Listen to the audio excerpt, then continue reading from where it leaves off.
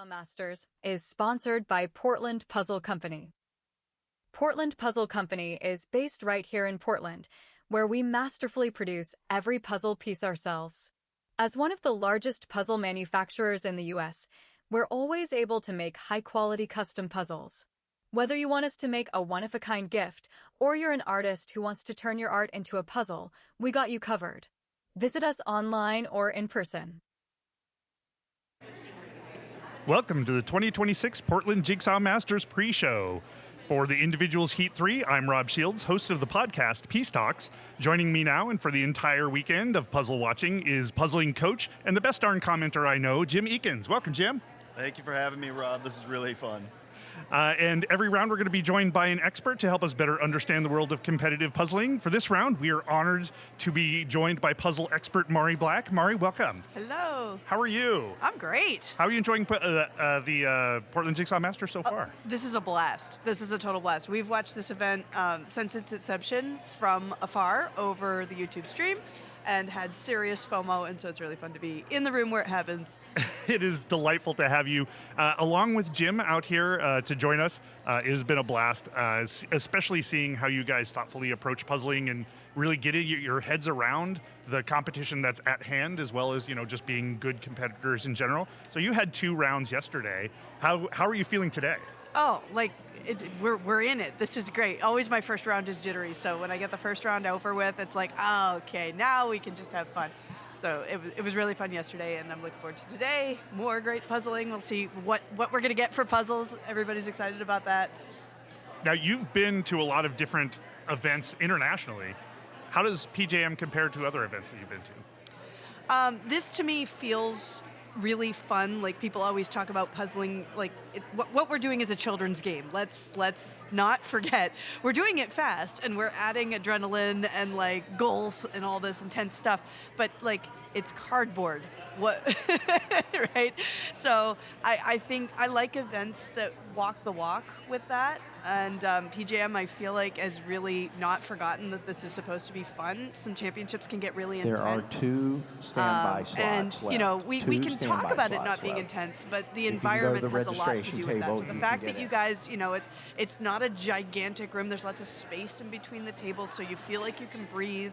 You're playing music on the loudspeakers. A lot of championships, they don't do that, and maybe for good reason, but I kind of like the jams going on because it reminds us like, all right, this is a party. We're meant to have fun. Yeah, and even just how the events are scheduled, that it's not, like 15 minutes break and around and 15 minutes break and around. Like, there's room to breathe physically, there's room to breathe in the schedule, there's, the atmosphere reminds you to breathe and have fun. So I really enjoy that, and I appreciate it a lot.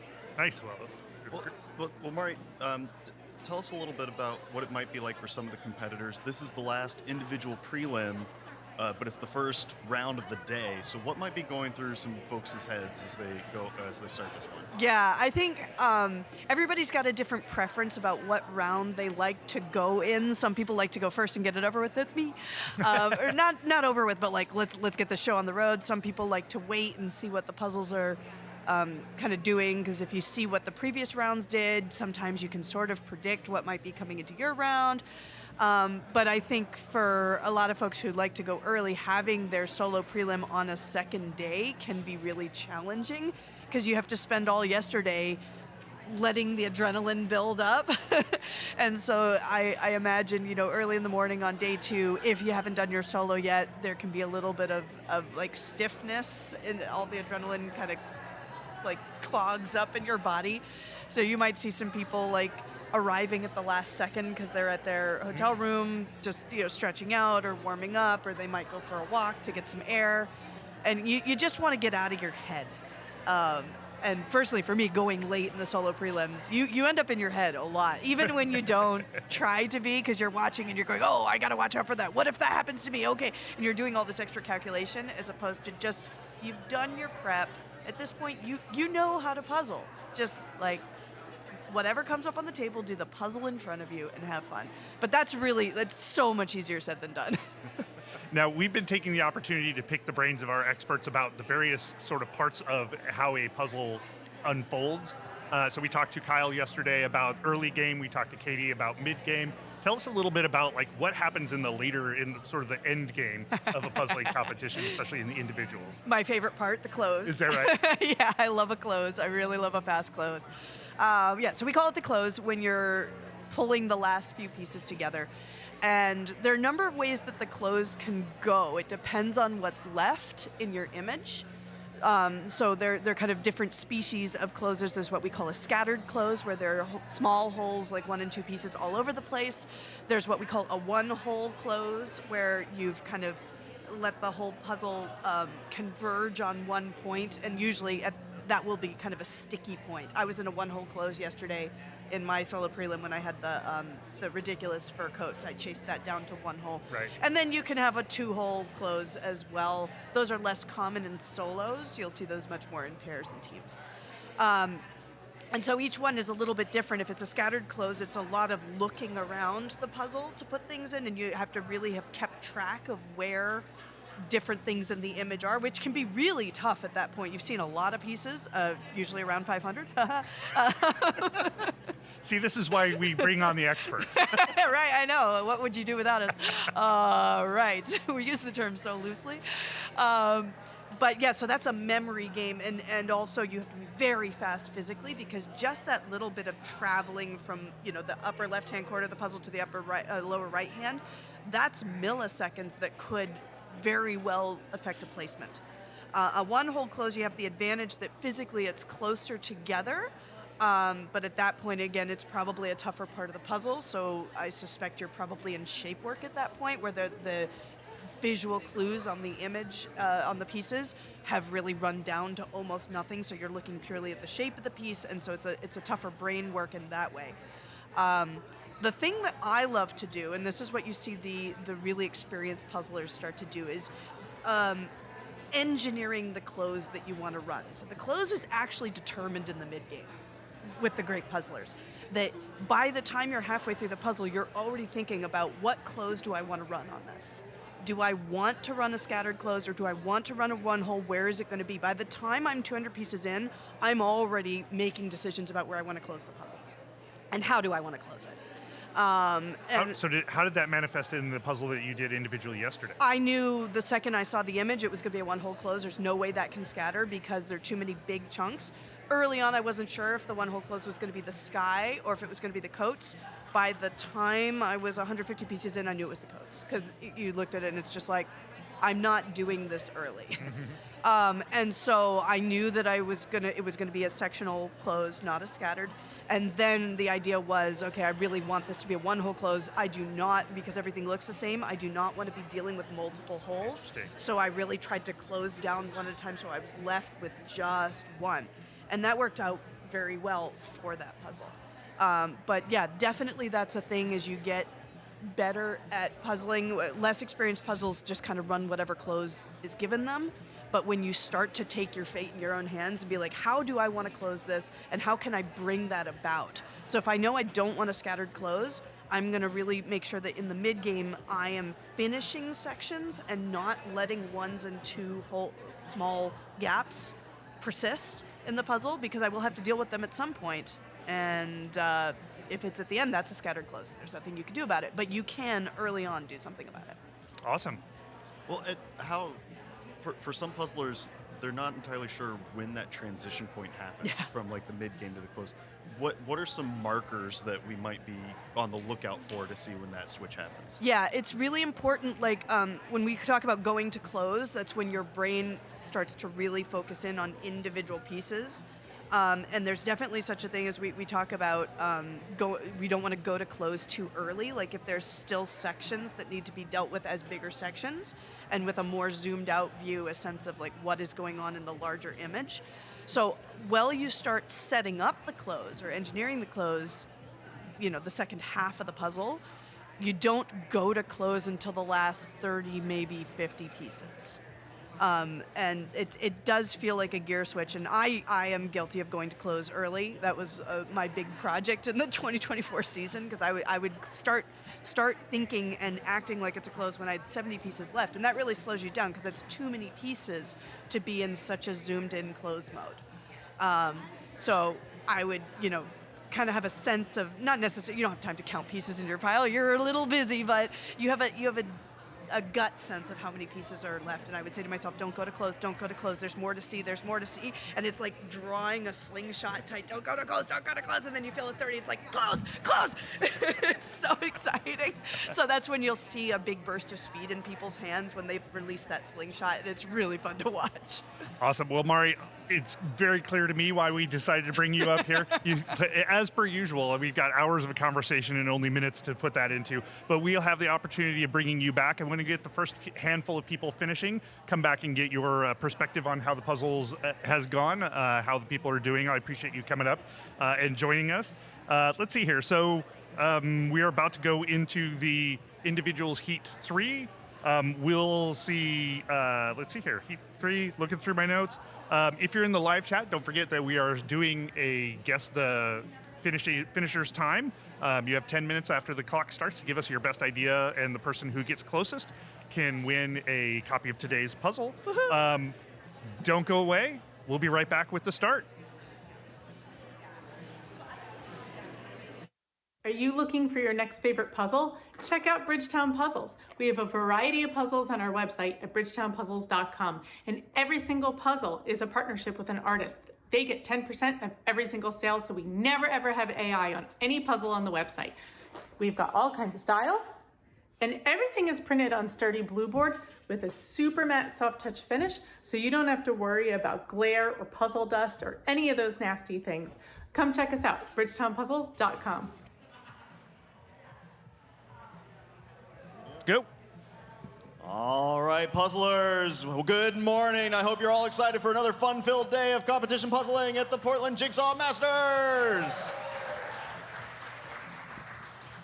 We're excited. This is the preliminary round 3 for the individual competition. I'm going to go over a few ground rules. There should be a puzzle in front of you on your table. Is there a puzzle in front of you? Say yay. Yay. If there's not a puzzle in front of you, say, oh no. Yay, cool. I was just double checking. Cool. So you will pull the puzzle out whenever we go. 5, 4, 3, 2, 1, go. That was an example. You're not doing it right now. It'll come up here in a few seconds. Then we'll start the puzzle imminently. You will try to get that done as quickly as humanly possible. If you have a missing piece towards the end, a 10-second timer will start. That is enough time for you to try to find the missing piece. So the countdown is either the 10-second time limit after, or you find the missing piece, whichever comes first. Sound good? Okay, cool. I see sufficient nodding. I'm gonna take that as success. I want to take a quick moment, and I want to point out all the folks in the high-vis vests over here. These are our judges. Give them a round of applause, please. They're going to be cheering you on, making sure everything runs smoothly. I'm also going to point out our chief head judge, Andrew Weatherly, the enforcer. Give him a big round of applause. In just a few seconds, I'm going to bring him up in order to do the countdown. As a reminder, the top 20 individuals from this round will move on to the finals. So have fun and puzzle as quickly as you can. With that said, are there any questions, concerns, comments, things to make fun of me for? Thank you for the nice hat. I appreciate that. With that said, get into puzzling position, whatever that may be. Get set, and Andrew's going to come up and start the countdown. All right, thanks, Jim. Everybody ready? Let's go in 5, 4, 3, 2, 1. Puzzle. And we're off and running with the Heat number 3 individuals at the Portland Jigsaw Masters 2026. I'm Rob Shields, and along with me to guide us through this competition and to point out all of the great and interesting things that all the great and interesting people are doing is Jim Eakins. Jim, welcome back.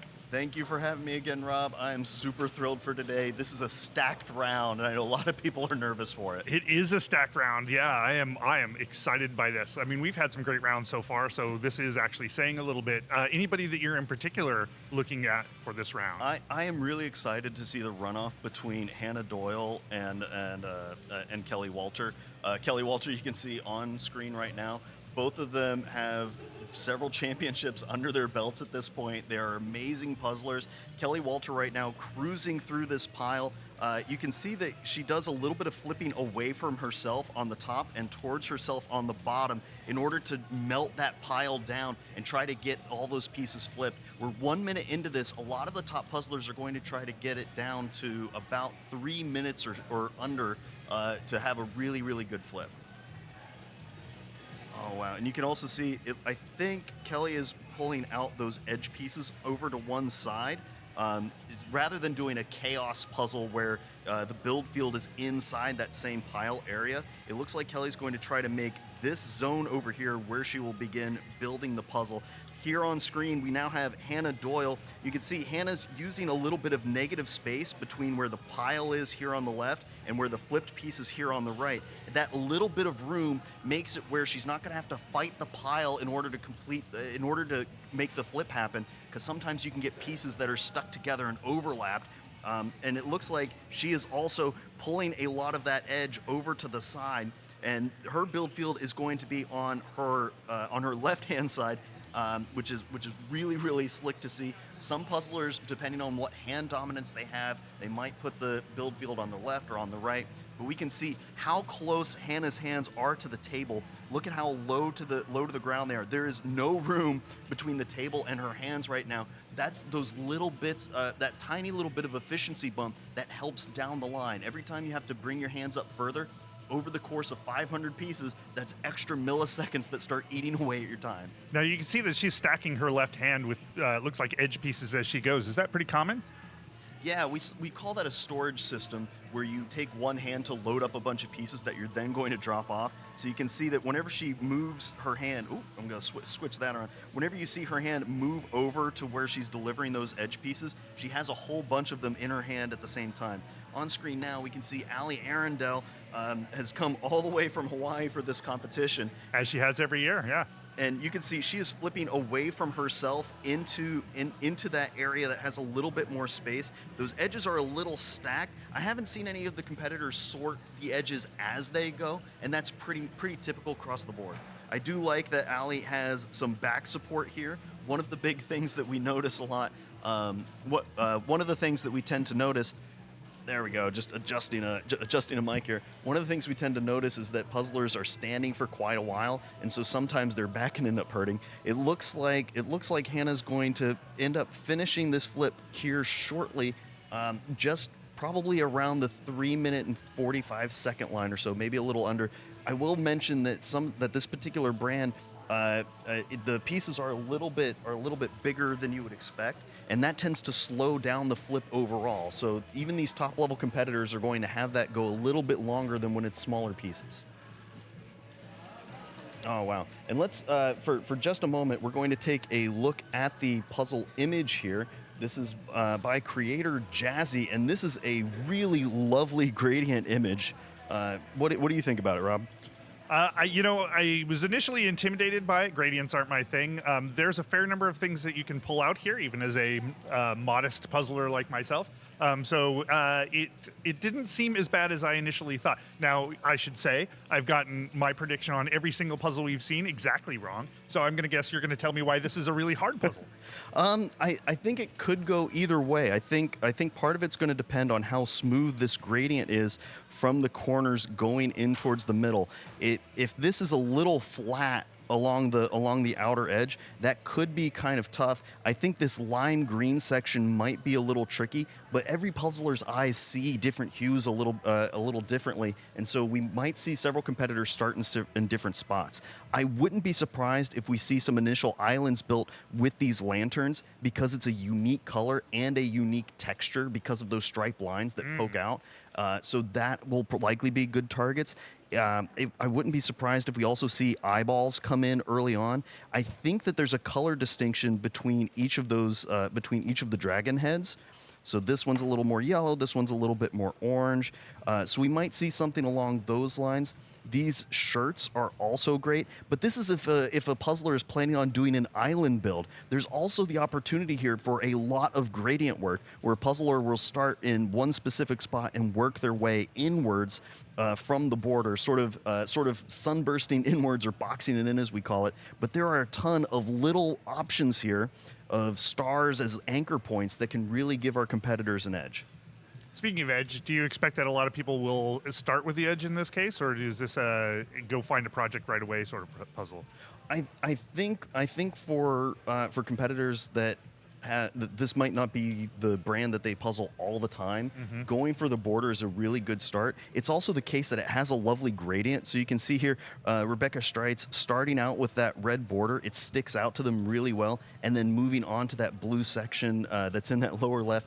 I also like that they have all of those edge pieces in the middle, and then they're delivering them outwards to where they're going to live, as opposed to having them all on one side and delivering across the table. That's those little kinds of micro efficiencies that save the top puzzlers a lot of time. I want to say that there's a few other folks out there that I'm super curious to keep an eye on. So we already took a look at Rebecca Streitz, Kyle Cosson. We saw Ali Arundel earlier, Caitlin McCluskey. So there's, as we talked about earlier, it is a fairly stacked field, which isn't to say that the other fields haven't been stacked. But there's a lot of people I'll be kind of keeping my eye on to see who comes across here. Jim, do you have a sense of who might resonate with this puzzle more strongly? Oh man, I think this kind of puzzle might lean towards Kelly Walter a little bit, just because I've watched her do a lot of line work recently, and with those stars in the background, she might be able to place those and then line them out really well. But this is very much anybody's game. I think there's so many elements here where you could do gradient work, you could do pick and place, you could do island builds. So this is probably going to be a pretty fast puzzle for a lot of the folks here. I want to say that we've got people out there watching on the live stream from Hong Kong, Canada, and the glorious country of Minnesota. So welcome to all our live stream viewers. Just to keep in mind that we are inside the first 10 minutes of the competition. So if you want to put your guess as to when you think the winner will finish by, you might get yourself an opportunity to win today's puzzle. Yeah. We just saw, just as a heads up, we crossed the 7-minute and 50-second line, and we saw Hannah Doyle finish that border. I can't see the name on this competitor, but it looks like they're going for a big sort tactic. We just cut away from them. We'll bring him back here in a second. You can see in the upper right-hand corner, Kyle Cosson has that border just about built. Only a few seconds behind Hannah Doyle in terms of assembly, but Hannah has a little bit more sorting set up for herself at this stage, and that's where those little differences start adding up. You can see Hannah's decided to place some pieces in the middle. There we go. This is Destiny Reckwig, and she's doing a big sort, which means that she's going to try to group up huge chunks of this puzzle into as small of groups as she can early on.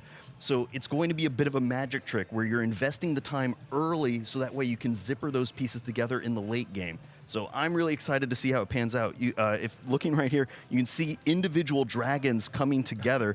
It's not just a case of all the oranges, all the blues. It's extra discernment, which is absolutely incredible. I'd see so many puzzlers be very loose with their big sort, and they are really indiscriminate. So they'll overpull and then have to do a secondary sort. But you can see in her hand right there, that was one of the blue outline dragons that's separate from those blue edge pieces, and hopefully that'll make it a little bit easier to see the subgroups for the assembly. I was noticing that Destiny has her puzzle in her box, and I can't tell if it's there because she's looking at it or just because that's where she discarded it. I tend to just hurl the box bottom off the table. But I know that in previous puzzles, we've had some sort of graphic overlays on the box that aren't actually on the puzzle. And there is a little bit of this in the lower right-hand corner. There's a Portland Jigsaw Masters logo in the lower right-hand corner, which I believe is not in the puzzle itself.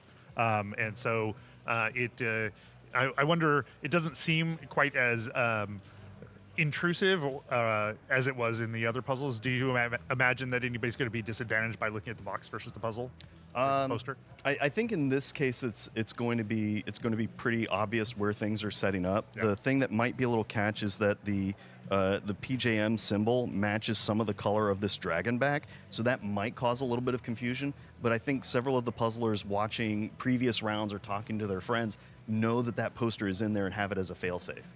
There's Issa Urutria. Issa with their mascot, I believe that's Albert. You can see that they are working through that border. I adore Issa so much. They've been working really hard on improving their puzzling, and look at how tight that grouping is of those orange pieces. I believe that's that's that lantern that's coming into play there. Yes, has a little bit of extra dragon, but has left chunks of the border incomplete. That is so difficult for puzzlers to do, to move on from something that might be going a little slowly. And that's a really impressive move to make sure that you're doing the fastest things. Issa pulling their hands up for just a moment. We sometimes call that hands up or moose hands because I've not heard that. Because your hands can get in the way of your visual field if you just leave them down and you're staring at the pieces. Magically, your hand is covering what you need to look at. So Issa sometimes picks their hands up out of the field so that way they can see everything that they need to and then make progress. Every time they've done that, they get an extra 2 pieces in really rapidly. Issa says that last year they finished a challenging 3,000 piece dragon puzzle with Sammy Brownlow. So dragons in their repertoire. Absolutely, and they are doing a great job dragging those pieces into frame. You can see that placement is really accurate, and now because they set up this project earlier, they can go back and finish it up when there's a little bit of time after they've let their eyes sort of adjust. They got a couple of pieces in, and then they moved on to the next. I believe in the upper right-hand corner, that's Allie Arundel, has that border complete, and also some indication of red working inwards. In the lower left-hand corner, Hannah Doyle is sunbursting in from that outer edge. Hannah is really good at seeing that gradient and working through that background. So I'm not too surprised to see her starting more in one area and then branching out. Oh wow! And here's Julie. She's doing the tactic that we sometimes call choo-choo training the border, where you start with one piece and then you lay them down next to each other like tracks on a train, and then delivering that whole edge where it ends up. Sometimes it can be a little bit of a time sink early on because you're retouching pieces and then having to re-deliver it. But if your eye sees it a little bit better in that way, that time investment makes a ton of sense because you save time on the assembly, and then the delivery doesn't really cost you anything. I feel like every time you speak, I learn a new term. Choo-choo training. Oh yeah.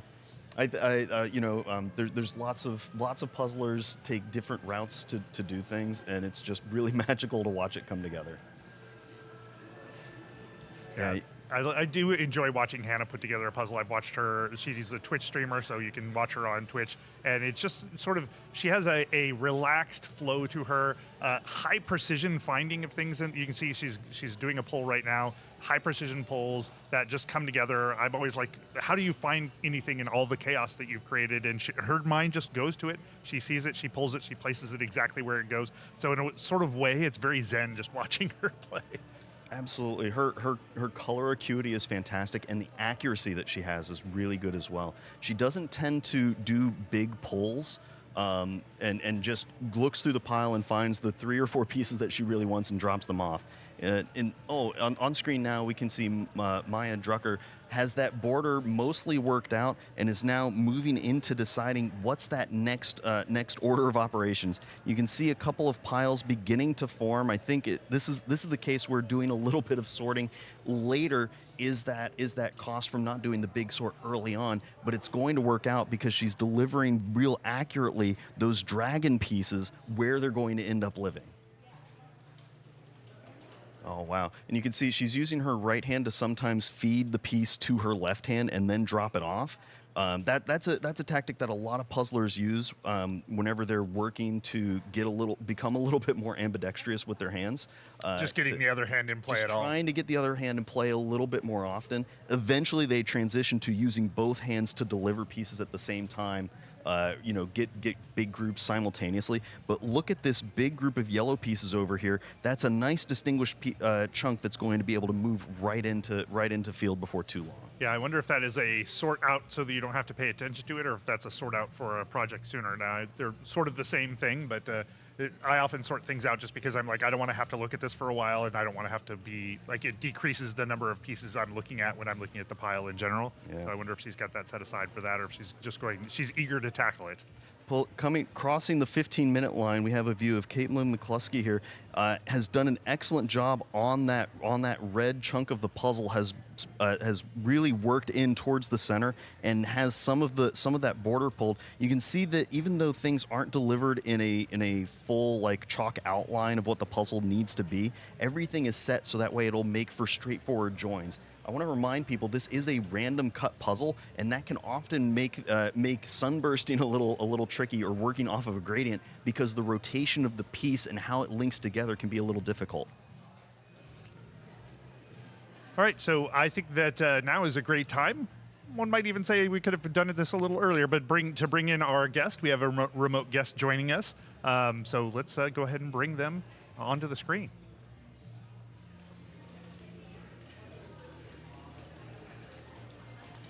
Hello. Jasmine, hi, how are you? Good, how are you? Good, welcome to Portland Jigsaw Masters. It's good to see you. Thank you for having me. So tell us a little bit about yourself. Hi everyone, my name is Jasmine. I am the artist behind the puzzle, and I'm also a NICU nurse. And basically, my artwork is inspired by my identities as like a nurse, as an artist, as well as an Asian American. And I'm also really inspired by the communities around me. If later when we discuss the puzzle, it's actually inspired by my time in Portland. Really? So, yeah. Mm-hmm. Where are you normally? I actually lived in Portland for a couple of years. Okay. And then... Oh, go ahead. We have a little bit of delay, so that's going to be fun. So, yeah.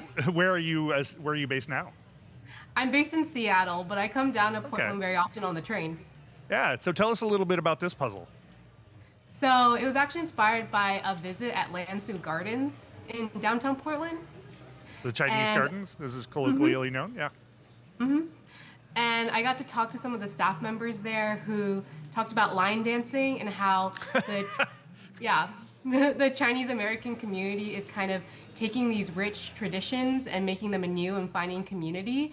And that's what I felt really inspired to make this puzzle, because my family also are avid puzzlers, and they talk about how they meet really interesting people, and they talk about how puzzling has brought them a lot of joy. And I see a lot of intersections in these like rich traditions as well as these hobbies that people just pick up. And so this is just trying to create a reminder for people to find meaning and community in the things that they do. So I just want to make sure I heard something correctly. It sounded like you said this was inspired in part by line dancing? Mm-hmm. Yeah, as you can tell. Oh, lion dancing. Is that the right? I think I might have misheard. I was thinking line dancing, like country music sort of line dancing. Oh, my friends do line dancing, and it's super fun. That's my next. That should be my next puzzle. I was like, wow, Chinese culture meets country culture. That would be fascinating. That's me, my next puzzle. So, have you made a lot of puzzles? It sounds like you've done a few. So, tell us about so in general, you're doing Asian inspired, or? Mm-hmm. So, go ahead. No, you go ahead. It's more important that people hear from you than me. Well, I actually started because my family are avid puzzlers. My mom's like, you need to make a puzzle, Jasmine. Your art will look great. And so it's been an interesting journey, because at first I was just drawing puzzles from like original art, but now I'm being a lot more intentional with, like, as you mentioned before, color grading and creating like landmarks for puzzlers to kind of draw off of when they do speed puzzling. And so initially I kind of just did I did a Chinese restaurant, and then for the USA Jigsaw Nationals, I did like a bunch of dragons. And so, yeah, I really draw inspiration from my cultures and my identity. And now I'm looking to be more intentional when making speed puzzles with like colors and like trying to make them a lot more fun. Yeah, so I was going to ask, sounds like it's not your first time doing a puzzle related to speed puzzling. So I'm curious as to how your puzzle design has sort of evolved. You talked about it a little bit, but I imagine that the thing that you build originally for a casual puzzler might not be the same thing that you build when somebody is actually speed puzzling a puzzle. Yeah, when I first started doing puzzles, they were mainly built for like the leisure and the casual puzzles, and for doing them in the living room. And I did a lot of maybe 5 of the same colors, and they were just at different spots of the drawing, and the background was not really a gradient. So it could be kind of difficult, especially in speed puzzling, because you don't have those landmarks, as well as it can just be like, whoa, there's so many different colors, but they're all in different spots and they're all the same. So it can be kind of hard. But now I got some feedback from like speed puzzlers as well as Andrew about having like gradients and all the different like lingo that I didn't really know of since I'm not a speed puzzler myself. So it's been really interesting to talk with people in the community about how to make speed puzzles more speed puzzly. Now, how do you feel about somebody who, you've put a lot of time and effort into making this piece of art, and people are going to come here and they're going to throw it together as fast as humanly possible and often then immediately toss it into a box? As an artist, how is your relationship to that process? I love it. I think it's interesting to see how puzzles are being used across for different people. Some people put the puzzle together and then Mod Podge it and put it on a wall, and I find that really cool, and so now it's a piece of art. But for sometimes art can just be a medium just to like put together, put in a box, and if I brought them joy for that like 20 minutes, love it. And I just like seeing my art used in different ways and across different communities, so it's fine. I love it. Are you able to see the puzzling that's going on with the puzzle right now? I see. It's incredible, actually. And also you talked about the box and how the logo is put at the corner. I actually did that super intentionally because I was doing a puzzle with my family, and I remember the logo being so big, and I was like, I can't even use the box. That's awesome. It's really clever. I also want to mention, if you look at the YouTube chat, you have so many people in here just saying that it is lovely artwork. Jessica Henderson, one of the folks on the USA JPA, is wanting you to come back next year. It's cool. just, you're getting a ton of shout out. How does it feel to get that kind of adulation from people that you may not have seen or met in real life? I think that's the beauty about puzzling. You can connect with people from across the table, from across the world, and that's what I hope to do with my art, and hope to see other people around. So speaking of, where can people find out more about your puzzling, your puzzles, your art, your puzzles, your art, your puzzles, and also your art? Yeah, I have an Instagram. I can put it in the chat for you. Well, tell us what it is. Oh, it's at Creator Jazzy, creator.jazzy, Jazzy. It's also on the box as well. But that's where I mainly post my updates and where I'm going to be next. And if folks want to get a hold of a copy of this or other of your puzzles, how do they do that? Well, you can just DM me, honestly. I also do a lot of craft fairs in like Portland, California, Seattle, kind of in the Pacific Northwest area, where I sell these IRL. But also, if you DM me, I can send you one. Awesome. Is there anything else before we let you go that you want to mention? Well, thank you for having me. It's been such a pleasure, and it's really inspiring to see people like puzzling my art and stuff. So yeah, thank you for having me. Thanks for sharing your story and telling us about this piece of art. I love this. Yeah, thanks so much, and congrats. This is absolutely lovely. Thank you. All right. Oh man, that's so cool. And as we were chatting, the puzzling field has just been tearing away at this. You can see in the lower left-hand corner, Hannah Doyle cruising through those reds. Now we get a look at Lauren Turner, who's making a swing at those edge pieces on the right-hand side, those pinks and yellows. And this is what I was mentioning earlier, Rob, where some puzzlers see different colors differently.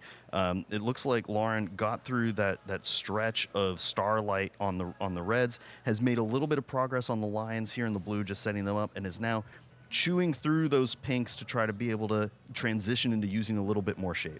Yeah, it is interesting seeing a lot of people anchor on that left-hand side and getting the red and also the blue all completed out before moving on to the right. It's also interesting to me that, as not a gradient person myself, we're seeing a lot of people sort of build from the left and work out towards the right and tackle some of the gradient portions of this. Lots of people love gradients, so I'm not surprised, but we're not seeing a lot of people tackling any of the individual dragons on their own. Well, it was a mistake on my part. Those are dancing lions. Lions. That was Yes, that was you even said that a couple of times. 100% error on my end. But those are the dancing lions, and they're doing a fantastic job. I've seen a few people pull some of the like back some of the faces on them and a little bit of the background of this lime blue. But we're gonna see what transitions here. We get a nice look of Ali Arundel's puzzling here. She's gotten a huge chunk of this person in the lower left-hand corner with that blue background. I think those pants, because of the duplication, can be tricky for some folks. But that stretch of red that runs along those star lines, that gradient with a little bit of pattern on there, is really helping some of these speedsters make progress in that area. It is interesting. We've seen a number of people with their pile of yellows just hanging out there for future attention, but not being tackled quite yet. Yeah, you can see in this corner over here, Ali has separated out some of those darker reds, and I believe that's going to be this lion that's in that separate area of the pink and yellow here. Now the reds are pretty stand out, but also they're sort of an erratic pattern, some diagonal from left to right. So does that cause a lot more confusion and difficulty in bringing that together, do you think? I think it's going to be a mixed bag because it's a random cut. That gradient being along a diagonal might sit well on the pieces themselves and make it a little bit more straightforward to see how that lines out. We often say that diagonals are tricky to puzzle, but if in a random cut, if it's along that angle, then it works out okay. You can see on screen now, this is Kyle Cosson doing a fantastic job. Has the mascot jamming out with a cassette tape, giving support to Kyle. Yes, he is starting to work on that lion that's in that right-hand side, and I believe he's trying to get some of the individual people, or like the backing, the back of that lion with the green wave, setting that up for later success. In the upper portion, you can see that the bottom part, that the head of that dragon, is really coming into play as well. There we go. Yeah, you can see that little extra bit of rotation as he was chewing through the red there on that gradient. Now, I see a lot of pieces in the middle of Hannah's in the lower left. Do we think that is sort of dead reckoning pieces? Those are projects in play, or is she more of a chaos puzzler and doesn't mind pieces in the middle? So Hannah does tend to do very dead reckoning. Sometimes whenever you have a gradient, we treat it more as a floating area where you can have an error of about 10%, where it may be if it's a piece away from where it's supposed to go or two pieces, that's okay early on. As you get closer to the mid game and the late game, that looseness can sometimes cost you because things can be floating further and further away from where they need to live. Right. Real early on, it's okay. But look at the progress here. That whole outline of the red to blue, there's a little bit of a gap here. I think that's the transition point where it's really muddy on those between those two stages. Hey, I know that person. Who is this, Rob? They look vaguely familiar. This is used to be. I used to say this was my partner in pairs, my partner in life, Rachel Shields, wearing the Peace Talks brand. Go her. But she has ditched me in the partner in pairs quite some time ago, to her benefit, I would say. So now just partner in life. And she's got that frame out pretty well. She's got the good start in the upper left-hand corner. She's doing a great job.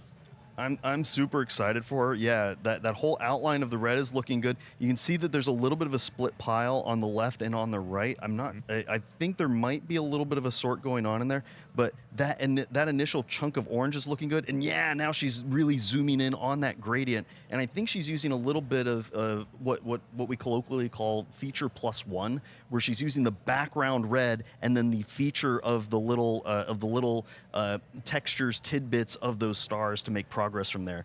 I like how she's really leaning over the puzzle, getting a good angle to make progress on there. She had the opportunity to get a little bit of instruction from you and Mari the other day, and she said that it was just mind-blowing. She's trying to incorporate it in her work, and it was, I think, only just a couple of minutes from you guys. So, it's a good reminder that Jim and Mari are both coaches for puzzlers, and I have, in my most recent episode of Peace Talks, we talked to both of them for the second time, because you can never get too much Jim and Mari. There's just so much to learn, but also just every little piece of information. You guys are so thoughtful, have so much depth in the way that you think about puzzling, and you guys help puzzlers of all different skill levels as well. So it's not just the elite level puzzlers. You guys work with people who have very modest goals to finish a puzzle in a day, kind of thing. Yeah, it's really fun to get to do that, and I have a really good time raising faster and faster puzzlers with Mari, and just getting the bar higher for this fun sport that we're doing. And I really appreciate the conversation that we got to have. So please go check it out. We just crossed the 30-minute line here in this individual round 3 preliminary setup. We can see that in the upper right-hand corner, that's one of the Strite sisters. We'll try to get a name check, but she started with that yellow corner as opposed to the red one, is making good progress there. That would have been Rebecca. Thank you. And it sounds like some folks in the chat could use some explanation about what Dead Reckoning is all about. Cool. So Dead Reckoning is where you pick a piece up and you aim it exactly where it's supposed to go in the build field without any adjustment, kind of like a sharpshooter where they pull a, those old westerns where they pull the shot out and they hit the target immediately. That kind of Dead Reckoning. I know that there's a little bit of a terminology overlap with sailing that often happens, or navigation. Navigation is how I think about it. Yeah, you can loop it in a couple of different ways, but that's the idea, is a perfect placement right away.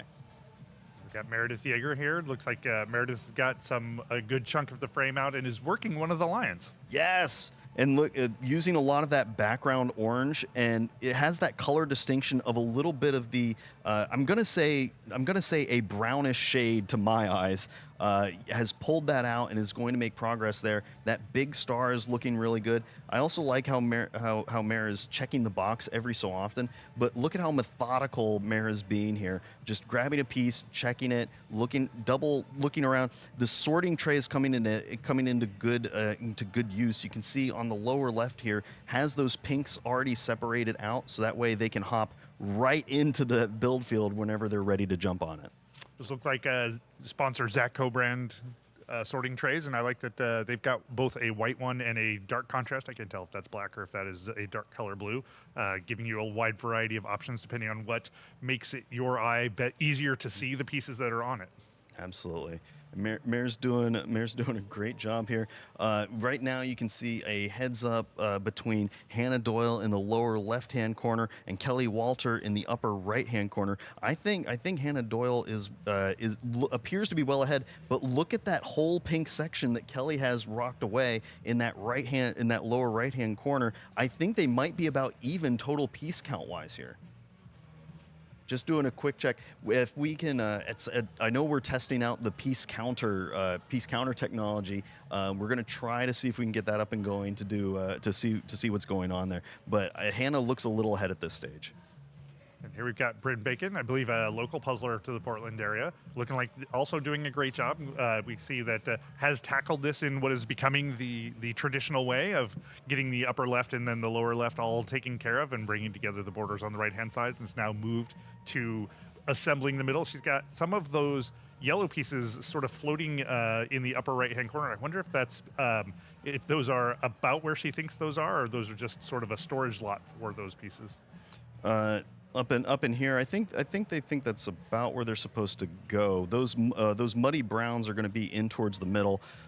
We know that Bryn tends to like cartoons and photography. Their least favorite kind of image is animals. I'm not sure if the lion costumes are going to count as animals for them.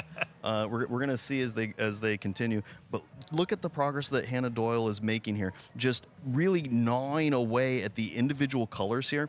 One of the things that I've noticed that Hannah does is at a certain stage of assembly, she'll switch and just latch on to a very specific color and then clear that out from the pile rapidly, using that one piece at a time, really accurate placement. So it looks like those little bits of oranges are on deck, and just going to try to round out the rest of the top part of that lion.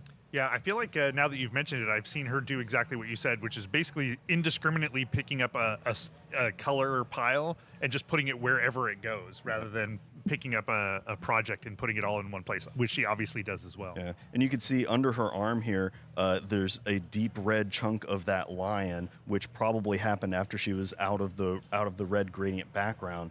Hannah probably saw, hey, there's not that much dark red left. Let me grab it and assemble it.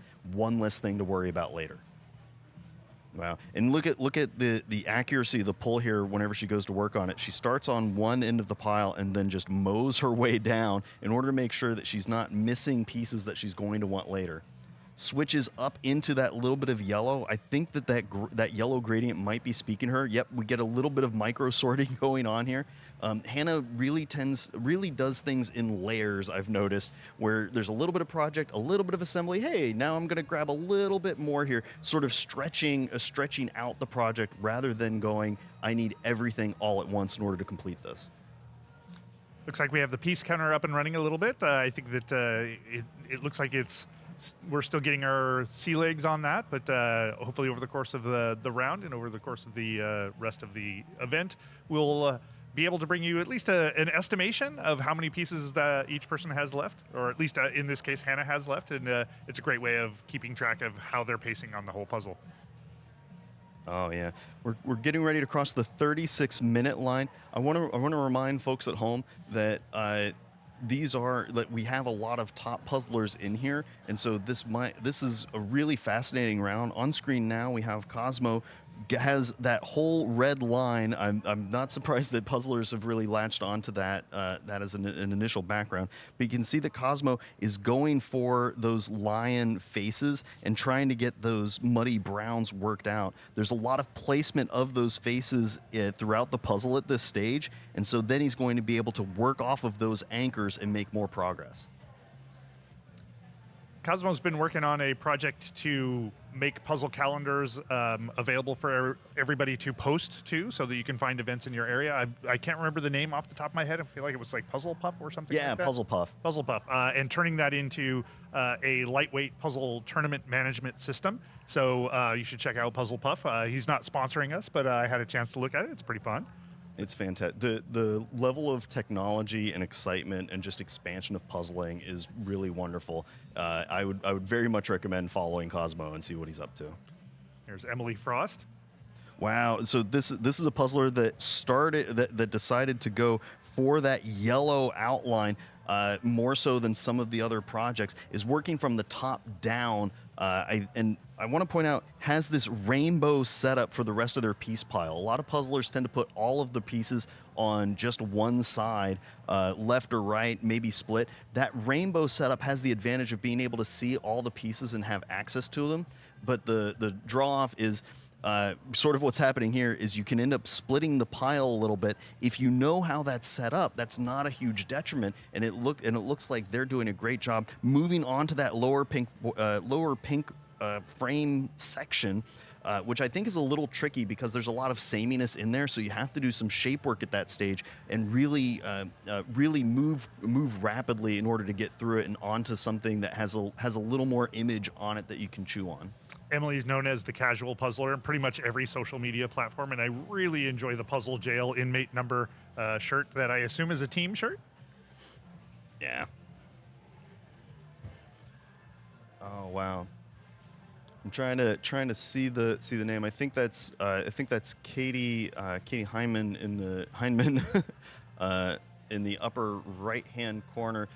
Has done a swell job of getting that border in those lower blues. On screen now we have Stephanie Tate Wong. You can see one of the kinds of puzzlers that is very, very much into the gradient, is working their way from the border inwards as much as possible. Has a little bit of progress on the dancing lions here and there, but now they're at that stage where they need to transition into making some of those features come to fruition.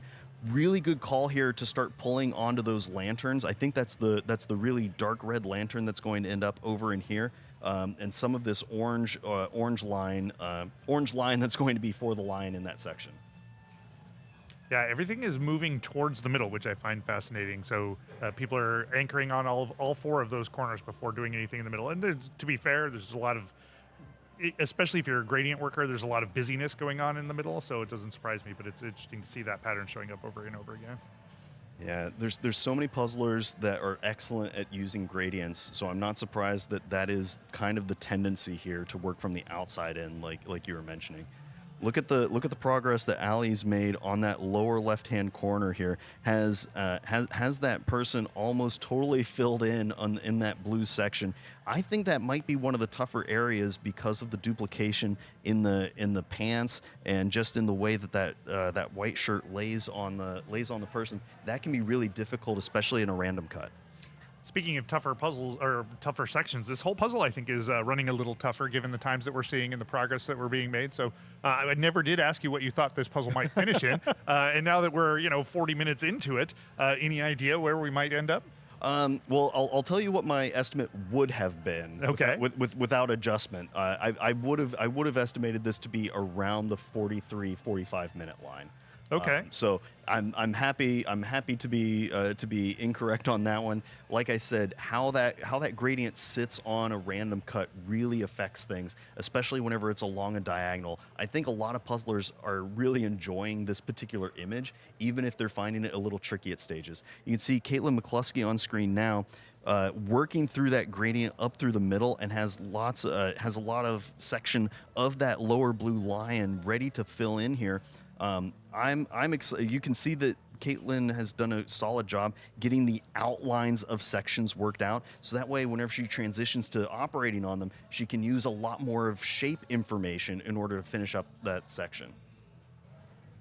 I'm just looking that Caitlin had a mystery book podcast for 2 years, so fellow podcaster, but it was actually featured on the BBC. So, famous both in puzzling and in the mystery podcast world. That's amazing. In the lower left-hand corner, you can see that our piece counter is working hard. It's bouncing around a little bit on times on the count, but I think it's not terribly far off. Probably around 100 pieces or so remaining for Hannah Doyle here.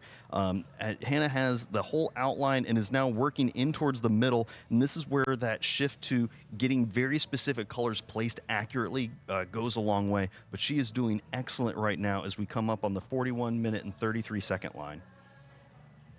So everybody's got these light shaded ones left to last. Is that because they're just visually harder to discriminate, or is that because of some other reason that they're leaving them around there?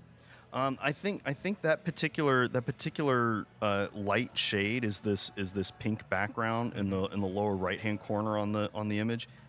There's a lot of sameness there, and it's also a little muted or washed out. So when your eye doesn't immediately attract to something that's really intense, by default it goes away. There's also a chance that because it's a little more light in shade, it blends in with the table a little bit. Oh, and anything that detracts your vision is not worth doing early on. If it causes some sort of optical illusion of, oh, am I looking at the table a little bit or at the piece, not worth operating early on.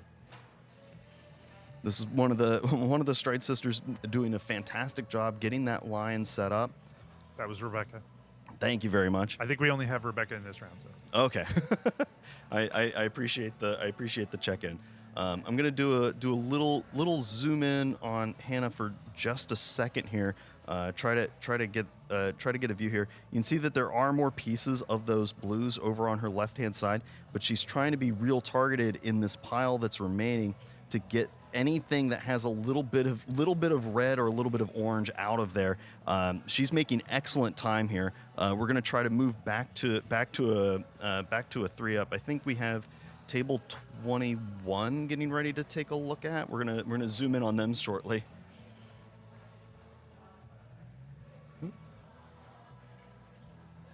Yeah.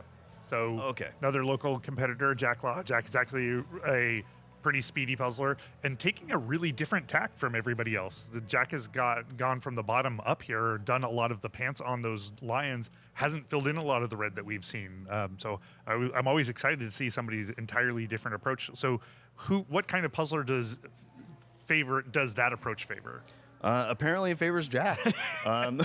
There's there are a lot of puzzlers that want to tackle the more difficult parts of a puzzle early, so that way they kind of have their best mental game out the gate, and then they can coast on the second half. So that is a strategy some people employ, but it's also a game of if your eye is seeing it, go for it. Get the low-hanging fruit early. We're crossing the 44-minute line here. You can see in the upper right-hand corner, Mare's doing excellent. We have a view here of Bryn chewing through a lot of that lion, trying to bring it all together in one go. I think there's a little bit more blue here to iron out. My favorite thing about her bio information is her secret talent is that she's weirdly good at Excel. That is a fantastic talent, and Bryn's clearly excelling at this puzzle here. we were one of the people who is helping us out this weekend is Quinn, who's doing sort of our system administration stuff, and he mentioned the other day that the job that he has been hired to do for us, or he's helping us out with, is a lot more spreadsheet intensive than he expected. And I was like, yeah, that sort of describes life in my opinion. Much more spreadsheet intensive than one would expect. Wow, the piece counter working hard there in the lower left-hand corner. I'm really excited for this kind of technology. Even whenever it's not ideal, the fact that we're playing with it, trying to make these optimizations and learn as we go is really cool. Jacob Palawa is Hannah's partner in crime and has been doing a lot of work to bring it to fruition. You can see that there's there's all the fun squares letting you know what the computer's trying to calculate. It's probably closer to about 100 pieces at this stage. Is having a little bit of problems, just like the humans, as you were saying earlier, picking up the light colors against the light background of the table. So yeah. For those of you in the chat, Pink Pony Club is indeed blasting right now, and it is the vibe of a lot of the puzzlers here as we charge forth in the Portland Jigsaw Masters. That's right. We aim to make this part jigsaw puzzle competition, part dance party. Well, and look at those pieces dancing into place as Caitlin makes some really big moves. You can see that placement of the lion early, of that lantern is sets up for success down the line, because now you have options to look at shape in that sort of obfuscated gradient yellow region, or in that section that's a little more washed out with that lighter color before it transitions into the pink. Oh yeah, and now Caitlin's trying to get the brightest yellows, the most distinct ones, and working their way down. It's really difficult for puzzlers that don't do a lot of gradients to see slight differences in hues. I'm always impressed by it because my eye does not track gradient at all. Yeah, mine either. Yeah, and it does seem to be a pretty typical skill for a lot of puzzle competitors at all levels, right? It's not just the advanced elite puzzlers, but a lot of people really fall into gradients. I just don't see them as well. And so tips and tricks I've learned from you, I'm going to try and apply the next time I put a gradient together, just, by working both ends like we were talking about yesterday, and trying putting pieces close together so you can more easily discern which one is what hue. Just keep listening for more tips and tricks and deep life advice from Jim Eakins. Oh man, well, you know who's going deep into puzzle land right now? It's Fifi on screen, delivering using the left hand to deliver some pieces into her right hand, and then dropping them off into those dragons. Into the lions. I'm trying to get that into my head. But you can see that they've picked up a lot of interesting and distinct texture that they're trying to place rapidly. There is a little bit of overlap that can happen, especially in that blue region. That duplication can snag a lot of puzzlers. I'm really excited to see Fifi's improvement over the past year. The times that they've improved on are just phenomenal. They've been putting in a ton of work to learn how cuts function, different little tactics here and there, and it's really exciting to see where they're headed.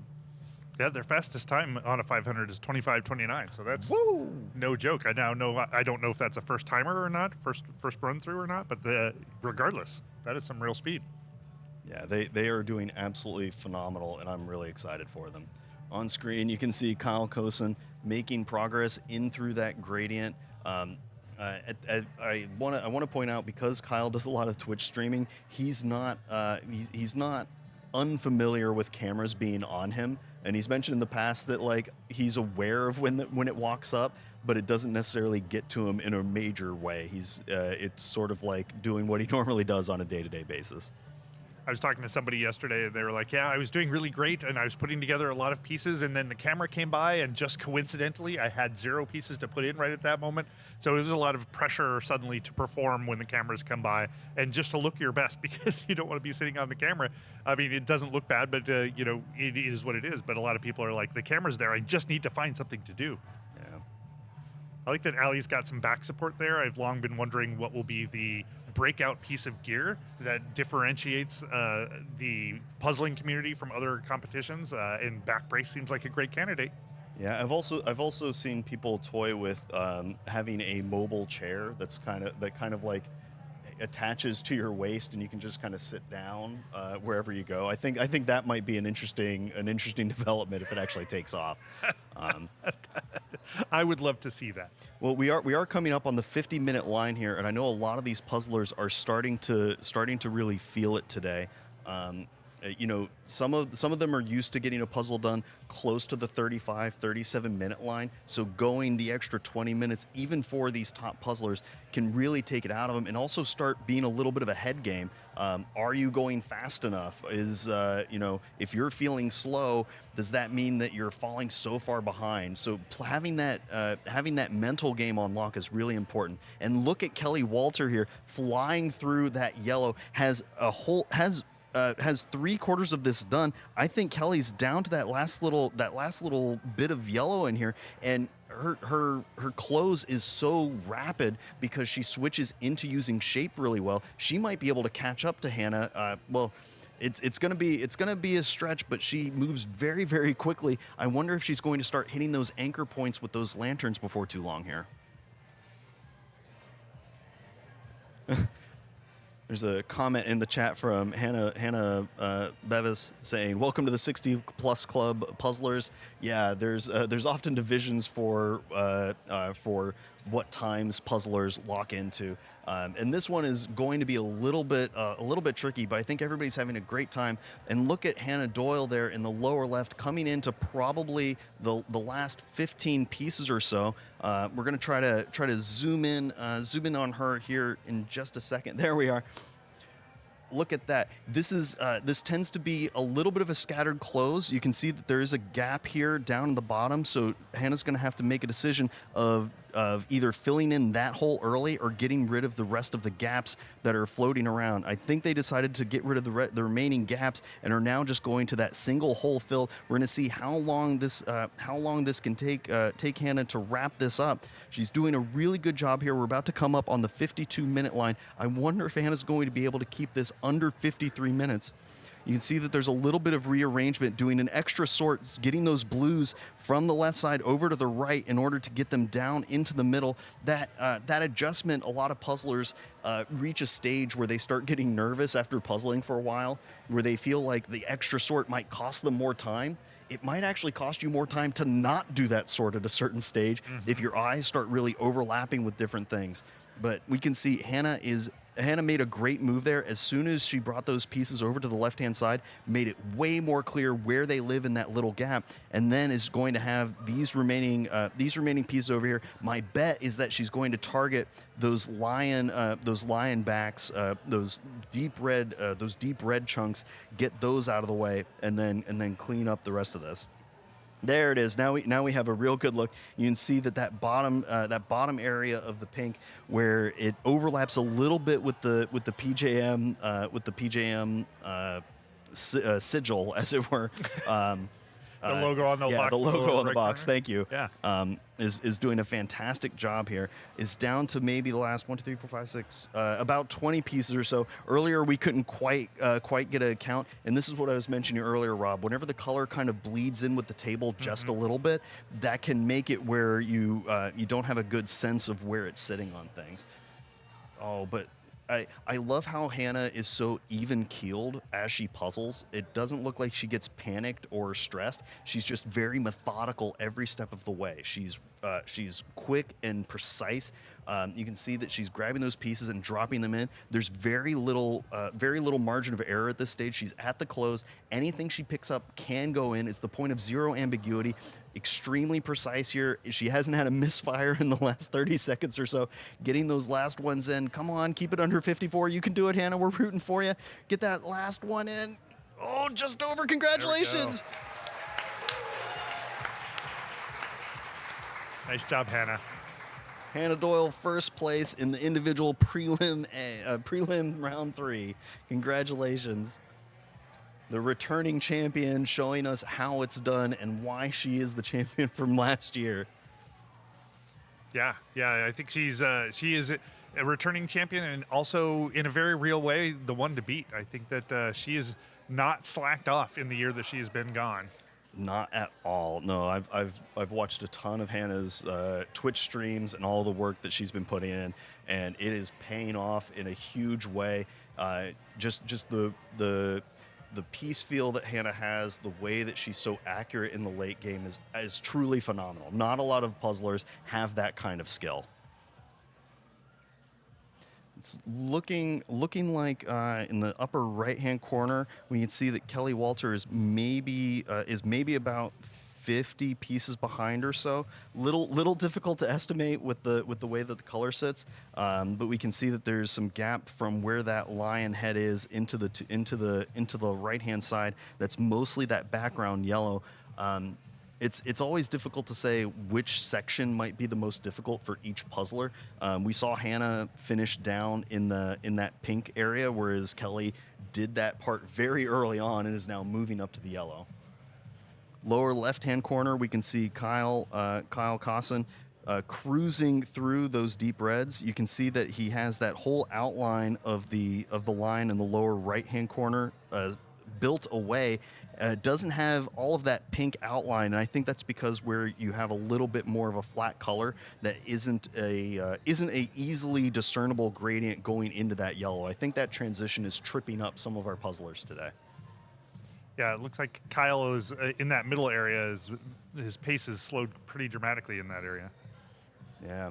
Well, and we've had our first place finisher, but the top 10 is still up for grabs. And I want to remind folks, the top 20 participants, the top 20 will move on into the final round on the chase for the glorious Portland Jigsaw Masters cardigan, which I will say feels amazing. I got to touch one of the sleeves. I was authorized to get a hand on it. Behind the velvet ropes. It was absolutely immaculate. So I know people are excited to get into the round for that.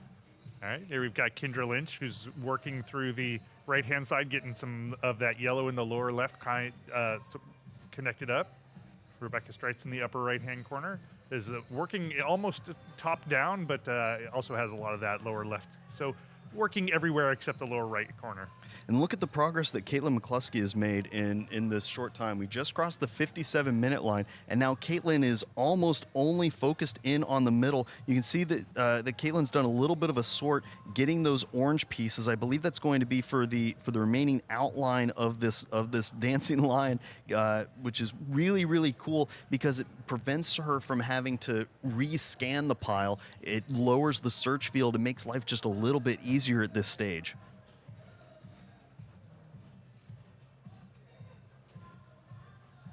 Oh, wow. You see right there, Caitlin switching from standing to sitting. As time goes on, that pressure on the back just keeps pulling up.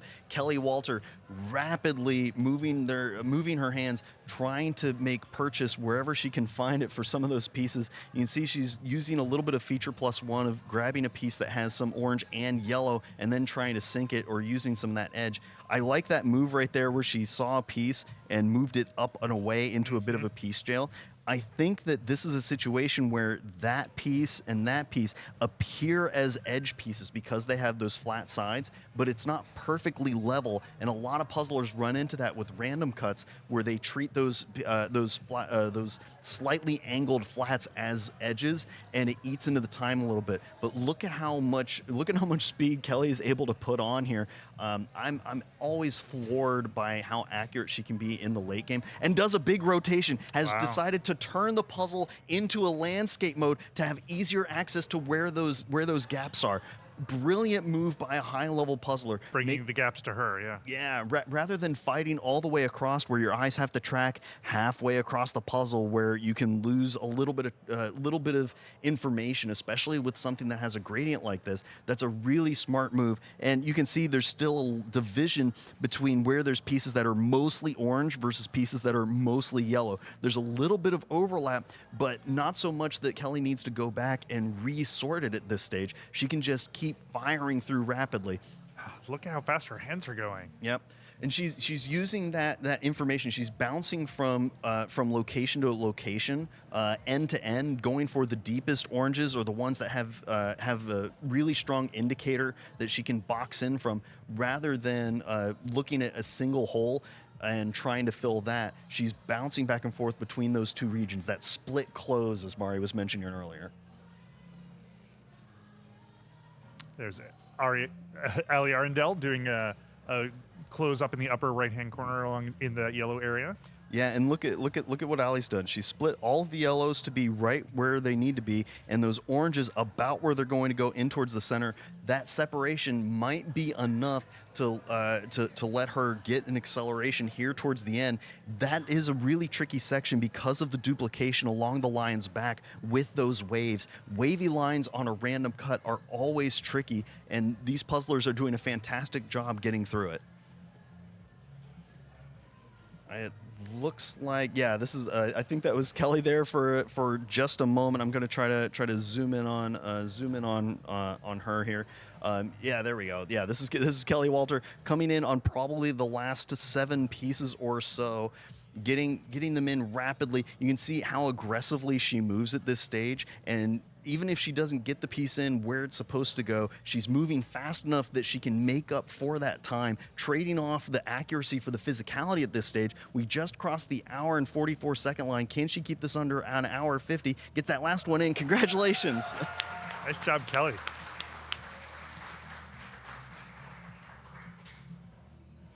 Very, very well done. And I know that we're gonna have a lot more finishers starting to roll in at this stage. But Hannah Doyle taking first place and Kelly Walter in second in this preliminary round.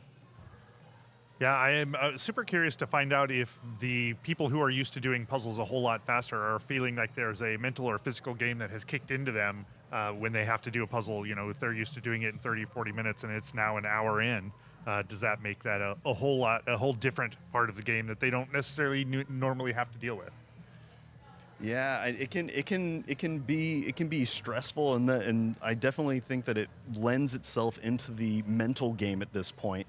And also, it's early in the morning. Some of the puzzlers might have stayed up late last night, hanging out with friends, doing a lot of extra puzzling, having effectively a puzzle dust hangover before a preliminary round. And I also know some puzzlers tend to treat the preliminary round as just a way to get the stress out of their body. Yeah, shake down. Yeah, their goal is to just make it into the next round. So they put on the gas here and there, but they try to just keep their nerves under control. We have a look at Fifi doing a wonderful job here. They've done really well to get the outline of those lines, trying to get just specific parts. I think that's actually that's connected to the arms of one of the people inside of the line, trying to get a closer look at it. But Fifi's doing a lot of dealing out of their left hand in order to place those pieces where they're going to go. So yeah, and then we can see they're trying to get that channel line so that way they can do the shape work of the lion's back. That'll connect from those very distinct wavy red and greens into that pink color, so that way they can have those two ends to finish the outline inside of there. I can't remember if it was Kelly or Hannah that we were watching a little earlier had developed a channel right down the middle, and I think it was Hannah, and like had worked it from one side and then worked it from the other side, and then everything was just fill in the middle, and it just went rapid one by one by one by one. Yeah, that kind of methodology, that boxing it in of getting those lines and then resorting to shape work is really excellent. Upper right-hand corner, Ali Arundel doing a really swell job here. I think they might be down to maybe about the last 40 pieces in that yellow. I am excited to see how all of these puzzlers, even if they started out in a similar way of using the gradient to work in from the edges, have decided different sectors that they're going to finish up in.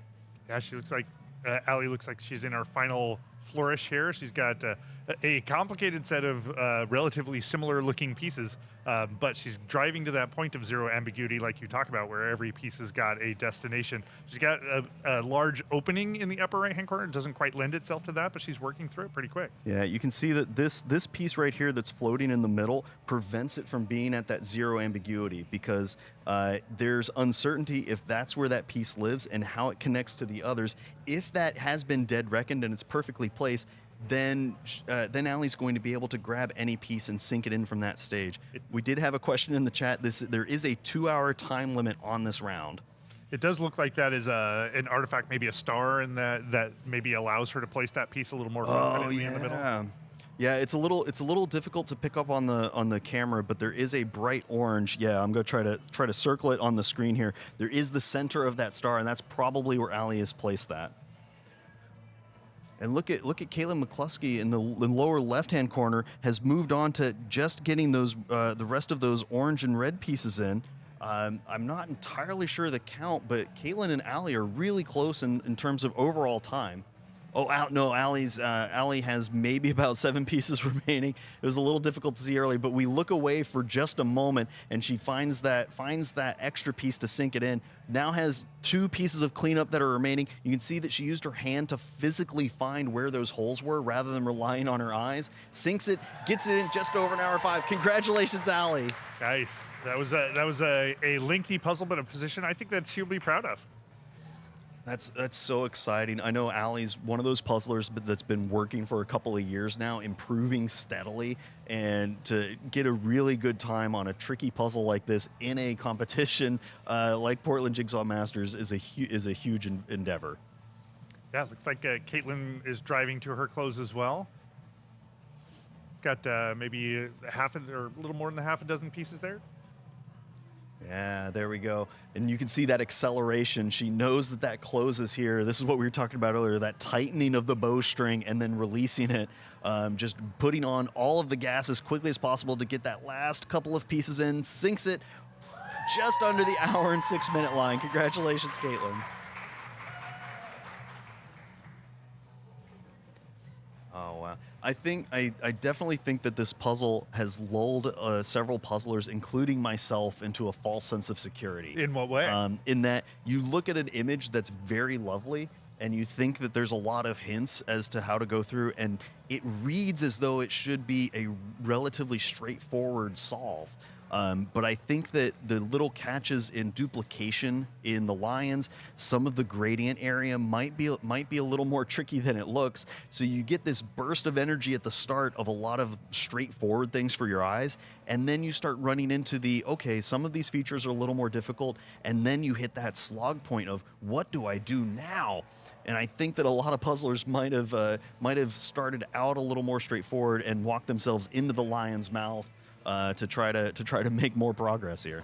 There's Katie Heinlein doing an excellent job building in towards the center. I'm looking around the room, looking around the room, and a lot of our puzzlers are reaching this same stage of having those corners worked out and in towards the center. Joining us back at the desk is Mari Black. Mari, thank you for joining us back again. What did you think of what you're seeing so far? Whoa. Oh my goodness. Okay, there's so much to say about this puzzle. First of all, it's a beautiful image, and I love hearing Jazzy talk about the artwork and you can see like the dance in it. There's so much motion, even though it's a static image, and it's really dynamic, and the colors are beautiful. That said, I was gonna say that sounds like it's leading up to a butt. Oh no, it's not a butt. It's a let's switch gears. We talk about in speed puzzling, there are puzzles that are labeled all one word, not for speed. This is right on that line. Okay, so first of all, everybody who's doing this is incredible. This is a test of will, as much as perhaps at this point more than it is a test of puzzling, because again, your internal clock, you guys have been talking about it. All the speed puzzlers know what 30 minutes feels like, what 40 minutes feels like. And when you're used to finishing a puzzle in, 40 minutes or so, which a lot of these top guys are, I'm mad if I'm over 40. And when you feel your clock go to 50, let alone to an hour, the panic that sets in like on an autonomic level is crazy. So anybody on the floor right now is working very, very, very hard, not just on the puzzle, but on their own selves. And it's so admirable. Now, we've talked to a number of experts, yourself included, over time to find that, you get a sense that, if you find the puzzle hard, one of the breakthroughs that people have is that other people are going to find the puzzle hard too. Yes. So does that factor in, or is it more of an aspiration than a release valve? Well, I think the thing is, we're not really racing each other in speed puzzling. We are racing ourselves and the clock, and everybody else is there for company. So maybe it helps to feel like you're not the only one who's broken when it hits 50 minutes and there's been no applause. But still, the clock is they're beating you up and taking your lunch money, and that doesn't feel nice, right? You don't want the clock to win like this. And there's the clock on the puzzle, but there's also like the clock, capital Right. T, capital C, that we're all so aware of. So there's tension between those things for sure. The thing about this puzzle that everybody should be aware of, it is very hard to see on camera, but on the floor, I've had my nose up in a couple of copies of this already. We use the word gradient in puzzling sort of like we use the word Kleenex. It now means anything that you can blow your nose on. Gradient, I think, it becomes a catch-all for, ooh, look, colors. This is not a gradient. I was wondering that when I was saying gradient. There are a few places where there is intersection of color, but it does seem more solid than I would expect. So here are the issues that these puzzlers are dealing with. So there is when we say gradient, what we mean is a slow, well, some of them can move faster, but a movement from one color to another or one hue to another. But there are lots of ways that can move. So I think a lot of times when people say gradient, what they mean is a standard gradient where it just kind of comes down in a line, right? And you can follow the line. There's a directionality to gradient. Rebecca Stride's coming across the line. That was awesome. Good close, Rebecca. Woo! So yeah, that with a gradient, you're following the colors in a direction. And if it's a straight gradient or that's moving in a line, whether it's diagonal or horizontal or vertical, you can follow that line. But there are different species of gradients, right? And a lot of times you get things like what we call a fingers gradient, where the colors kind of intertwine. And those are very difficult because the gradient is moving in different directions and you can't just follow it one way. This has a the slower the gradient moves, the tougher it is because the discernment becomes more and more difficult. You only see the difference over, 4 to 5 pieces as opposed to in 1 to 2. This background has a very, very, very slow moving gradient. But you can't actually use it when you're puzzling to a certain extent because if you look up close, there are little, they're like starlight splashes. They're little bits of, they're not even really white. It looks like a layering where it's desaturating the colors. And I was, when I first saw it, I'm like, oh my gosh, it looks like the puzzle has the measles, but the opposite of red. And so all those little dots are blocking your view of the gradient. So you can't tell where you are. So anybody who's playing along at home and going, what on earth is up with these times? That is not a gradient. It's not even a color block, which I think would be better, which would be just solid color and you could go to shape work. With all those extra objects in the way, whether it's the big objects, the big stars, the big dancing people, but much more the little texture things. It blocks your ability, it scrambles your ability to see the piece edges. And again, it's a random cut. It's sitting very difficultedly, that's a word now, on the pieces. So like everything you think you'd use to get through this fails you on this image. A lot of times puzzlers see the image on the box and there can be a little bit of a color differential to how it shows up on the pieces. Have you noticed if that's a component here? Yeah, it's much paler on the pieces to my eye than it is like on the box. It's very striking. And I think it also, how things read on the pieces is very different from how they read when the pieces are assembled. And I was noticing when chunks are assembled, the colors come out big and bold and bright, but the individual pieces are much paler than you think they are. And I think it's because that gradient is moving so slowly and because we have that layer of like splashy starlight. It's almost like tiny little lens flares that take down the saturation of the individual pieces. So it's, very, very challenging. I gotta say, borderline cruel to put this image on day 2 because some of the puzzlers here, including Hannah Doyle, who absolutely slayed that thing, the only person to go under an hour, she's going to do 3 rounds today, folks. Oh, yeah. And to have just put an hour of total blood, sweat, tears, panic, hopes, dreams, everything onto a table this early in the day is really tough. It just turned day 2 into an ultra marathon. Interesting. So would you say as a person assembling a list of puzzles to do that flighting a competition, like a round of individuals, needs to keep track of what else is going on in the day? It seems like a challenging way to put together a puzzle series. Yeah, I think that's important. I think it's also difficult. A lot of events will split. Like here we see some pairs prelims on day 1 and some on day 2 and some solos on day 1, day 2. I personally think it's a lot cleaner if you keep the same division on the same day, because then depending on where you're seated, you have a day of solo and a day of pair, and you run less risk of having to do 3 rounds in a day. And I say that as somebody who has frequently gotten a really poor seed, where I would have many rounds close together and packed late.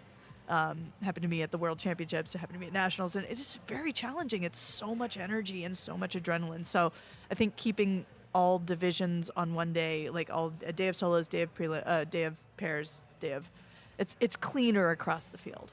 Yeah, and I've talked to a number of people who have a full day. You basically have engaged in a marathon on this day. Yeah, and if I'm an event organizer, and again, I'm not for very good reasons, if I know I'm going to run a split schedule like this, I would probably evaluate my prelims puzzles and maybe not put the easiest puzzle on the second day, but I wouldn't put the longest one, because every minute you spend on the table just saps your life force, even though it's fun. I was going to say, aren't we doing this for fun? We are doing this for fun, but for some people the fun thing is putting everything you have and leaving it on the floor. And I mean, for all of us it's like that. We wouldn't be speed puzzlers if we didn't think about that. But here's a close from Kyle. Looking good. Get those last ones in. Can he keep it under the hour 16 line? There yes, it he is. can. Beautiful. Well done, Kyle. Nice job, Kyle. All right, Mari, any other things before we let you go?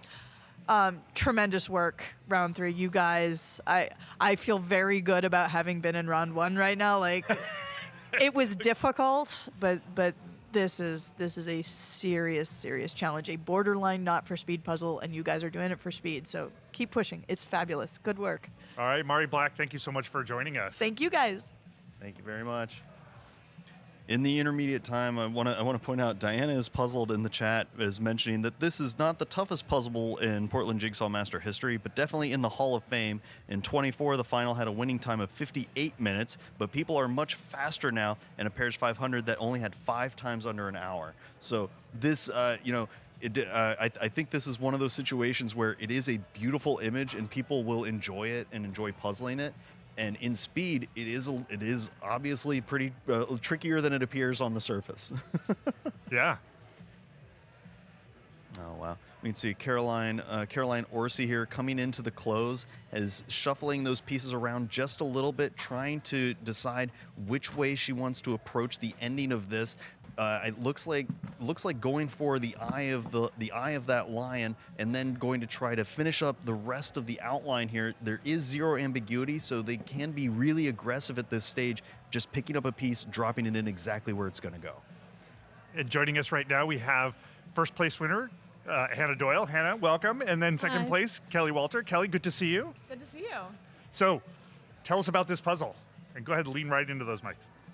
I feel like it was a lot harder than I thought it would be on first glance. For me, like, there was a lot of jumping around. Like, I'd try something and then I'd have to give up and do something else. So it was a little bit of a chaotic time.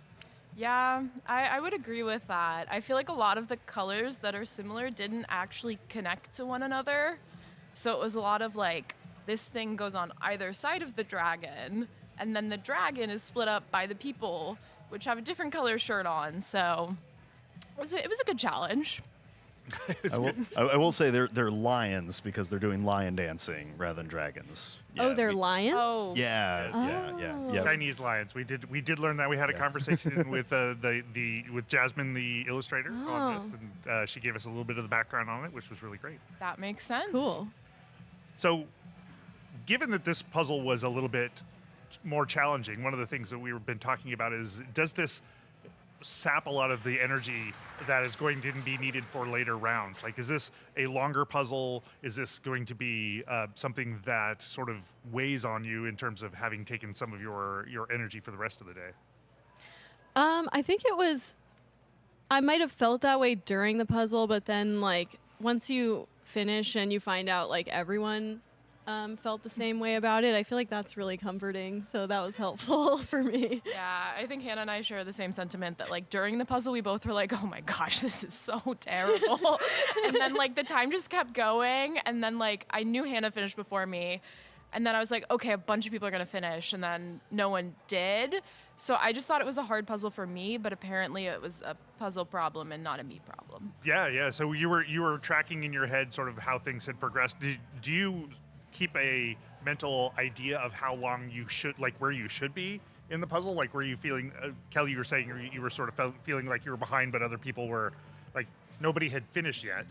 So you knew that you were still doing okay, but like, do you have a mental clock as to where you are in general? I think it's more of like a feel thing. Like I can feel when I'm not putting pieces together, or if I've moved the same pile of pieces 5 times, that's usually not a good sign.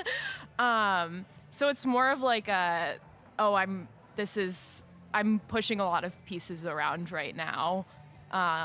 So it's more of like a feel thing, and I'm like, I've been doing this for a while. Yeah. Hannah, one of the things that I like about watching you is you always seem very serene. Like, even coming up to the close, you're like, yes, here we go. We're going to close this up, and it's going to be nice. It's like watching a pleasant cooking show or something like that. Is that what's going on in your head? Not for this one. I think maybe sometimes I can get there, but like Kelly was saying, I feel like emotionally it was just a bit harder this time around. But I'm glad it looks like I'm calm. It does. It looks like you're putting on a show of just like, here's what serene speed puzzling looks like. What about you, Kelly? I feel like I always just feel stressed at the end. I really did not want to do the top right corner, the like neon chartreuse screen, whatever. Mm-hmm. So I was kind of dreading that. And that's what I had to end on, so not my favorite. One of the things I enjoyed about watching you puzzle this one specifically, Kelly, is that you have, it was very clear you have like a rapid discard. You like try something in one place and then you immediately put it off into jail. And it was like, oh, okay, well that is an obvious skill that I feel like, people need to adopt, is like, it's just like, this doesn't fit. I'm going to put it entirely somewhere else. Yeah, I feel like when there's some pieces that like, if they have like a spot on them that like picks my eye up and then I can't put it in, my eyes will always go to that, so I have to get it out of my line of sight or else I will keep picking it up. So yeah, this is something learned over time. You know how you work, so you have developed some tactics around it. Exactly. Nice. How much did this being a random cut affect how you were approaching this? I think it affected it a lot for me. I think the combination of like the image itself being really squiggly lines and the cut being really squiggly, I think that was really hard, because usually I like to pick in place and I had to stop doing that because I kept putting pieces in but it wouldn't connect to anything, and then they would just kind of like get lost in the puzzle. So yeah, I think it really changed the experience for me. Yeah, I was saying I noticed afterwards, like the orange at the orange line at the top, like the inside of it was a really distinct color. But after I looked at the puzzle, there was like maybe 2 joins in that entire section. Oh, like wow. all of it was just like this edge goes with this edge, which is almost impossible to do in the moment. So it definitely made it a little more challenging. Now, I assume you've seen the puzzles for the other 2 rounds. Is there one that you would rather have done, or is this the one that you really would have enjoyed doing? Well, I thought the art for this was beautiful. So I think in the end, like, I'm happy we got it. I think maybe if I had to choose, I would have picked the second one with the grid and the words and stuff. That looked pretty fun. But hopefully I'll get a chance to do it at home. Yeah, I honestly, I always love a good challenge. And this one was very pretty. Like, I enjoyed doing it, even if I felt like I was just pushing pieces half the time. But I don't know. The first one had too big of a section with the coat, and then I'm not really good at words, so I guess this one is the one for me. So Kelly, I always have in my mind when you were on my podcast, you talked about sort of like what you're really focused on is having a good experience, executing well. Did you feel like you did a good job with that here? I had a good time. Even if I feel like I'm not going my quickest, I don't know. I always like when it's kind of like a mental challenge, like the pink shirts and then the pink dragon as well, like noticing that and being like, okay, like it was a mix between picking and placing and then like doing the gradients, which I thought was kind of a fun experience to me. That's really cool. I know, Hannah, you have multiple rounds coming up the rest of the day. What do you do to like set yourself up down the line here? I think my teammates got donuts while I was puzzling. That's so the best teammates ever. I'm gonna go have those. But I think it's like a good order because I got individuals out of the way, and I'm mostly just excited for pairs and teams. And like, I feel like puzzlers, like we do several puzzles in a day anyway, a lot of the time. So I'm ready for that amount of puzzling, I think. And Kelly, I know you have your team round coming up later today. Are you looking forward to that? Are you nervous? What are you thinking? I'm excited. We had some team practice last night and it was quite fun.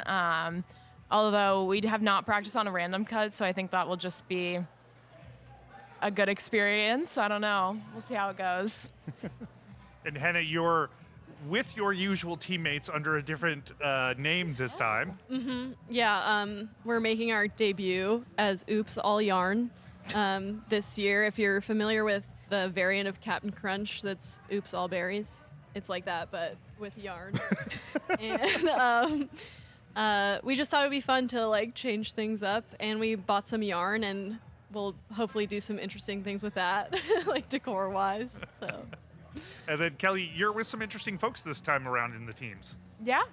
I mean, the Reuters and I have been on a team together for quite some time, but we have a new fourth member, Mari. Yeah, and we're quite excited. And so did you find that, I don't know how often you guys get to practice, you're sort of distant and you're fairly busy these days. So did you find kicking back in with the Reuters was just like regular habits, regular process? Yeah, Gina and I always puzzle next to each other, and it was like we kind of slipped right back into it. It's very comfortable, although there are some changes that we can make to make ourselves faster. Awesome. Well, Hannah and Kelly, congratulations. I look forward to seeing you guys in the next few rounds. Thank you. Congrats. See you after a bit. All right. What have we been seeing so far?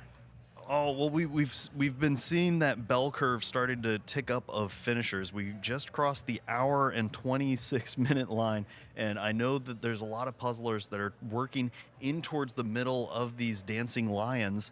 Those lanterns are set up for a lot of folks. I do see a lot of borders that are complete, but this is a tricky tricky one for a lot of folks. Yeah, as you said, we're an hour 26 in, and we've got 10 finishers so far registered in the list. So that gives you a sense of the puzzle. Yeah, I think that both Hannah and Kelly were mentioning earlier. It is a beautiful image, and they're excited that they got it.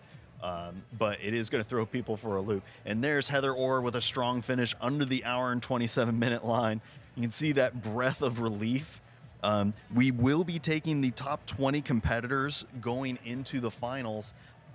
I'm hoping that we get more finishers. There is an outside chance that this goes to a runoff of piece count towards the end.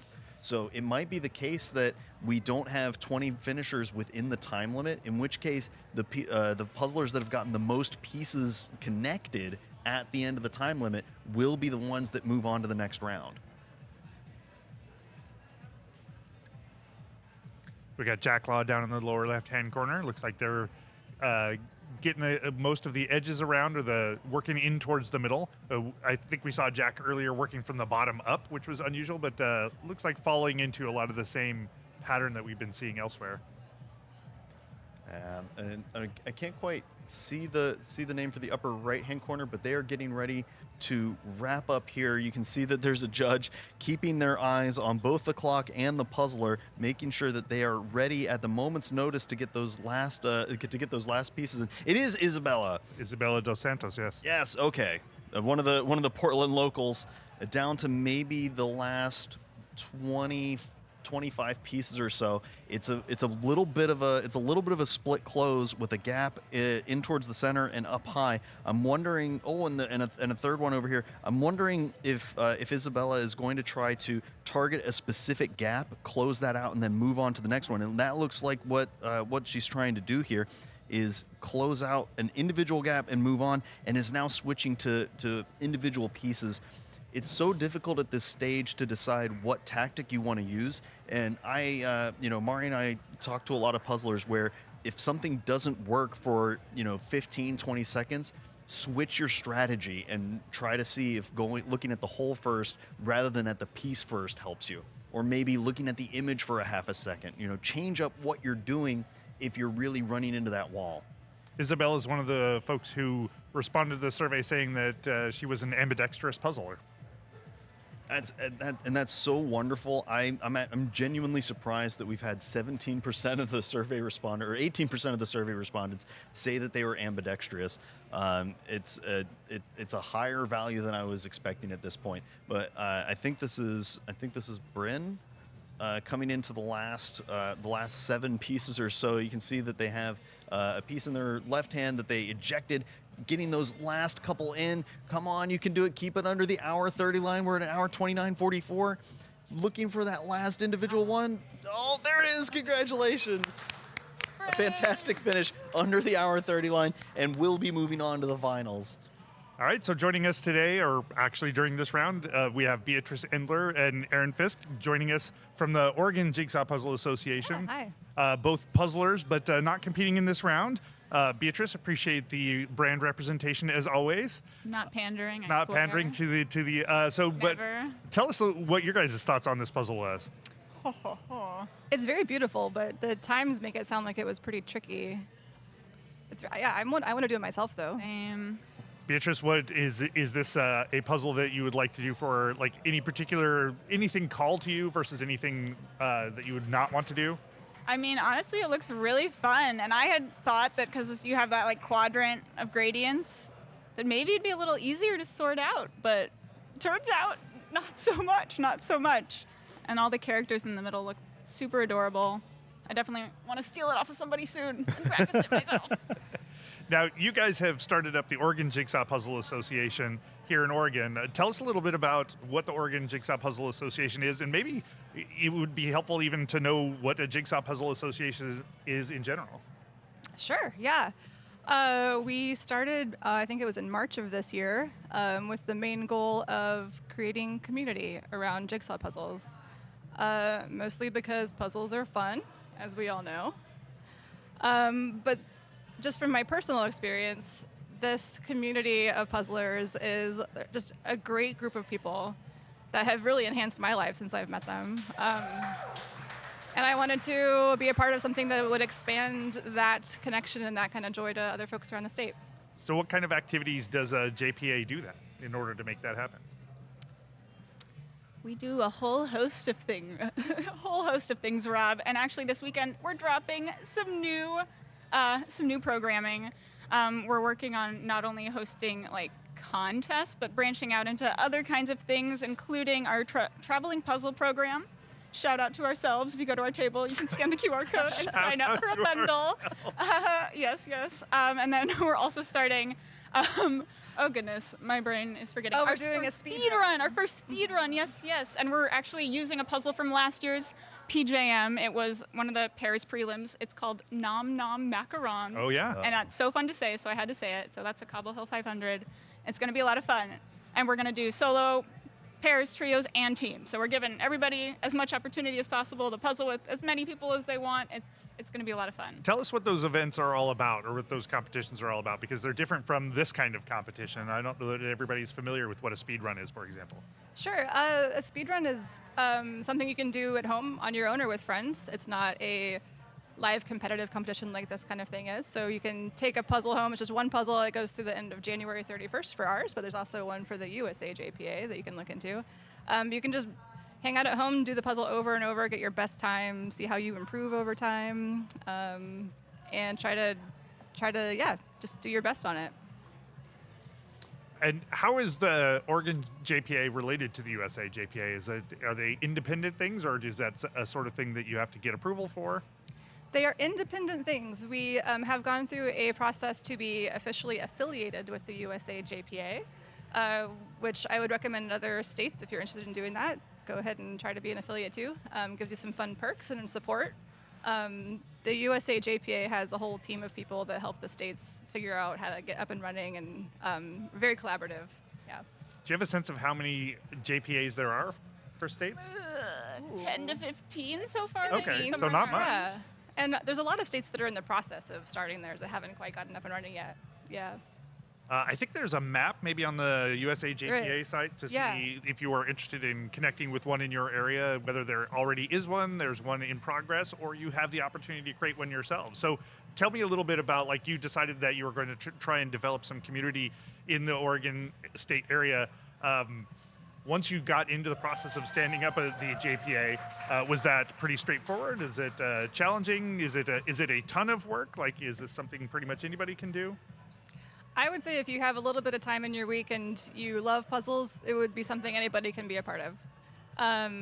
Our challenge specific for Oregon is that both of us that are creators of the organization live in Portland, and we have been trying so hard to reach and connect people that live outside of the Portland metro area. So if anybody out there is from anywhere outside of Portland, like, come find us. We want to connect with you. And I think other states have kind of different geographical considerations around that. But I think it's, if you have the time and the desire to just be around this community, find the folks in your state who want to be a part of it too. You guys have a booth set up over here. It sounds like things have been going great at that booth. Yeah, we've had a lot of fun. So much fun. We do have a guess the number of puzzle pieces in a jar game. If you haven't already guessed, stop by. And if you get it right, you win a 1,000-piece pomegranate. It's really a cute puzzle. So give it your best guess. We're also sharing our table with, the JPAs from California, Washington, New Jersey, and there was somebody here from Maryland as well. What? I was going to say California, Washington, and New Jersey. One of those things doesn't. Not just the West Coast. We're branching out. Traveling here. It's been fun. Cool. Where can people find out more about the Oregon JPA? Or obviously they can go to the USA JPA to find their own area. But the Oregon JPA, we have a website at orjpa.org, and we are also on Instagram and Facebook. And we just started a Discord server, so really? Please also join that as well. The link to that is on the website and also in our Instagram bio. Awesome. Do you accept folks from not Oregon to come hang out occasionally? You're always welcome to hang out. Yes! Okay. But only if you wear the hat, Jim. I will bring the hat. There Done. we go. Deal. To be fair, though, we are adopting some folks from Vancouver, Washington, because they're so close by. Honorary members. Awesome. Well, Beatrice and Aaron, thank you so much for coming up and telling us a little bit about the Oregon JPA and JPAs in general. This has been great. Thank you, Rob. Yeah. And Jim. Thank you so much. Really just brought them up so that Beatrice could show the shirt in front of other people. Got to get those brand reps in.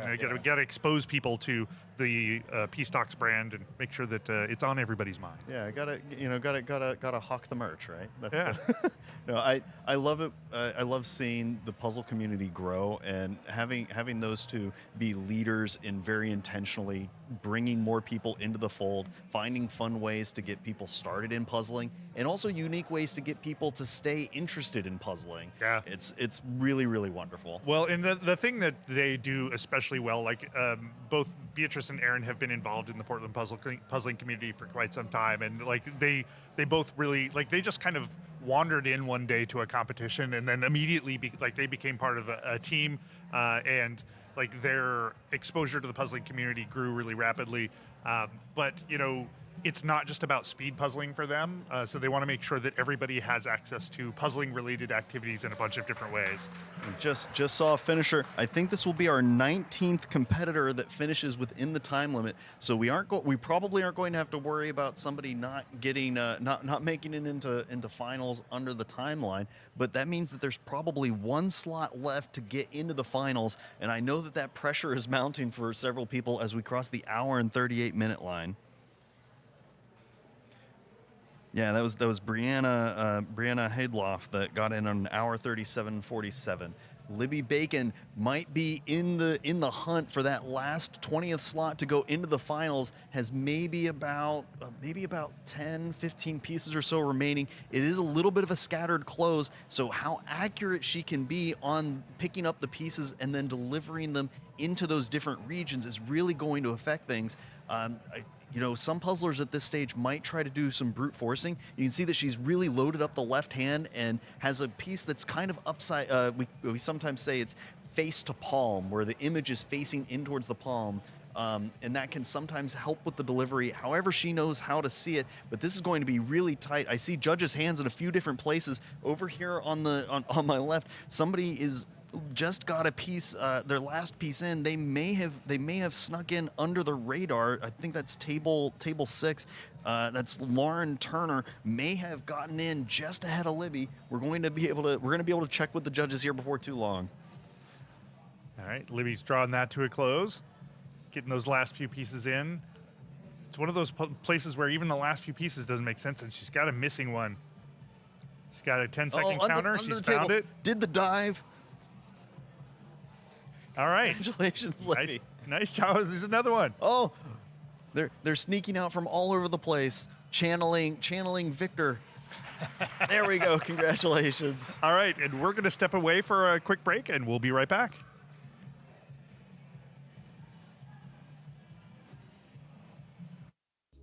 Hey everyone, Jordan here from Puzzery.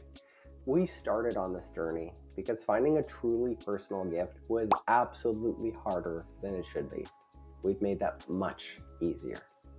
That photo of your friend's pet, it can become a gift made just for them. That perfect wedding photo, something that you and your partner can do together. And that derpy shot can become a fun, screen-free activity for the family. Our puzzles and puzzle boxes are handmade in the USA and are fully customizable. Try building your own on Puzzery.com, and as always, happy puzzling. All right, there you go. We've got the qualifiers here up on the screen. Looks like Jack Law was the last one to qualify in that 20th place. Yeah, and that's really impressive on a tough puzzle like this. I know the image is lovely and a lot of people are excited about it, but it is definitely giving our competitors a run for their money here, trying to get in to the finals out of this preliminary round. We just crossed the hour and 41-minute line, which means that we only have about 19 minutes remaining in this particular round. And we're seeing, to your earlier point, we're seeing like where we're getting a lot of finishers all at once. We're seeing times that are really just 1 to 10 seconds difference.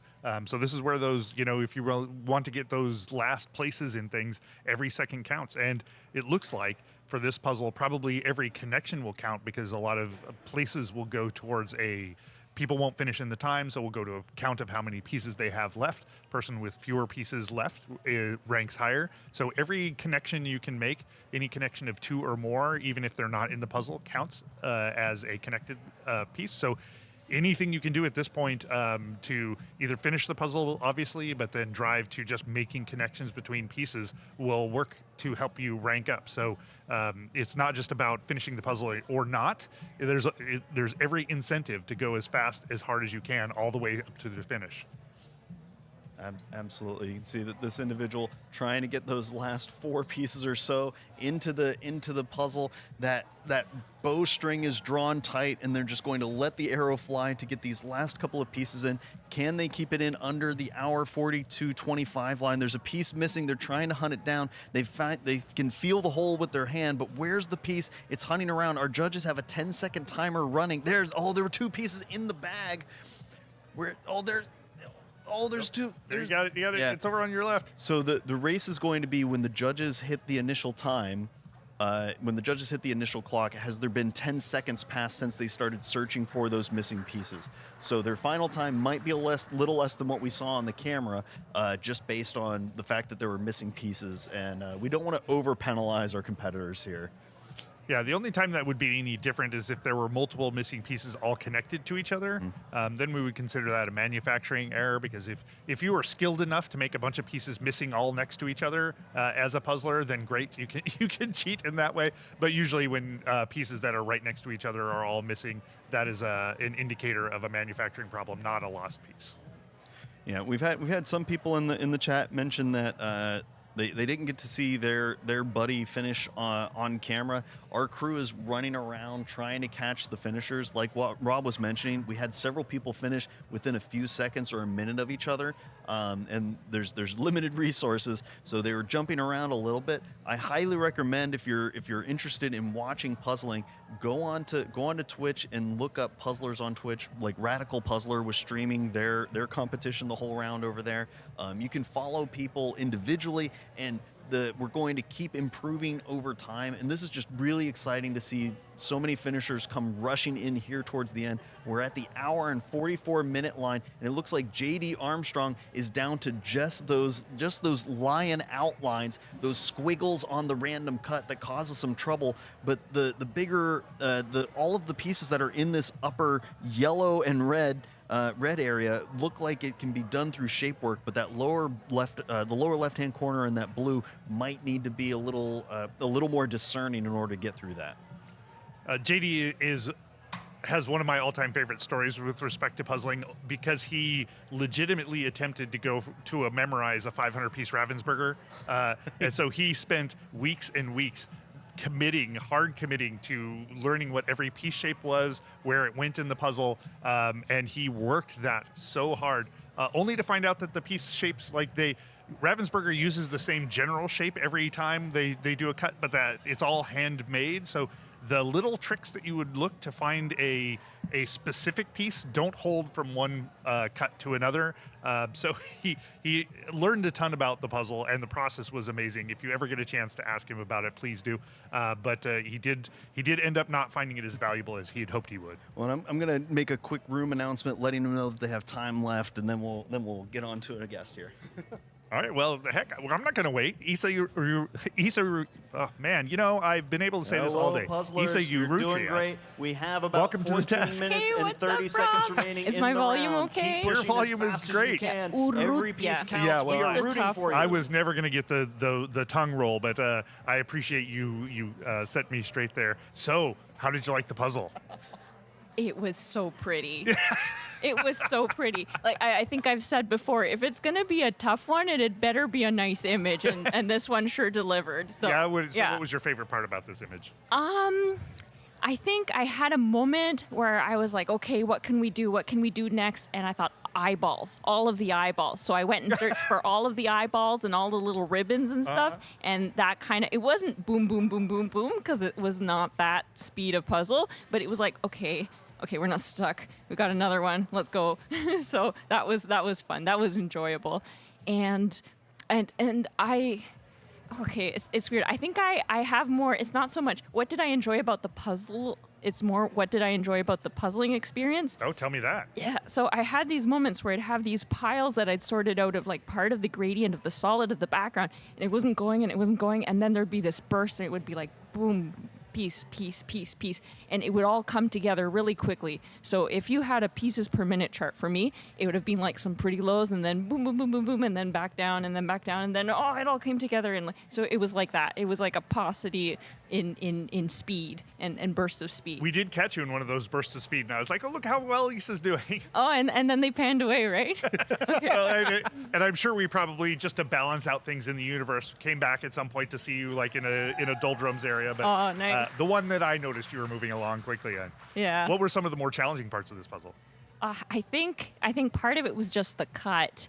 So, I have done several, I've done a lot of random cut, but this is one that's a little bit different from what I've usually done. So it had a lot more of those kind of push fit areas. Yeah, they just sit next to each other. They sort of abut. Yeah. So that was definitely a challenge. But what a pretty image.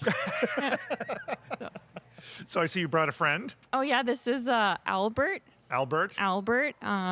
Sometimes gets to hang out. There are a bunch of other owl mascots, and so Albert's wearing a PJM button today.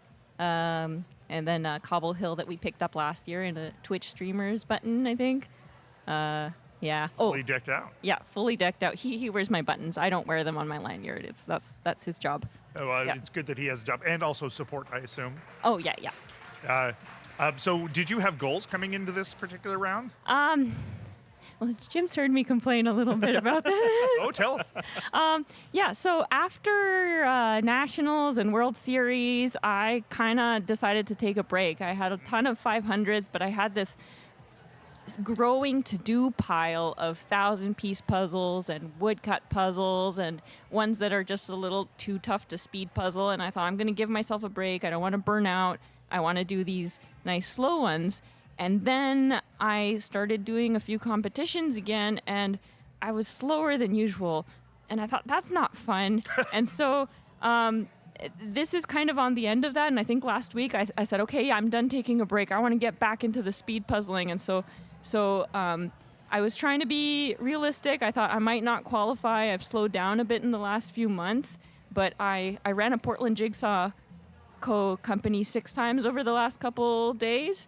And so I thought if I can just kind of like get back to the feeling speedy and stop being messy and try to get back into the things that I was doing before, then I'll be happy. And I think we're on our way there. And we had a few moments where we were scattered, but like overall, I think I was getting back into it. It so looks like you hit the qualifying layer. yeah, with 134, that's the slow time to qualify. I know. Yeah, we were wondering aloud a little bit whether this was going to come down to a piece count for qualification. Mm-hmm.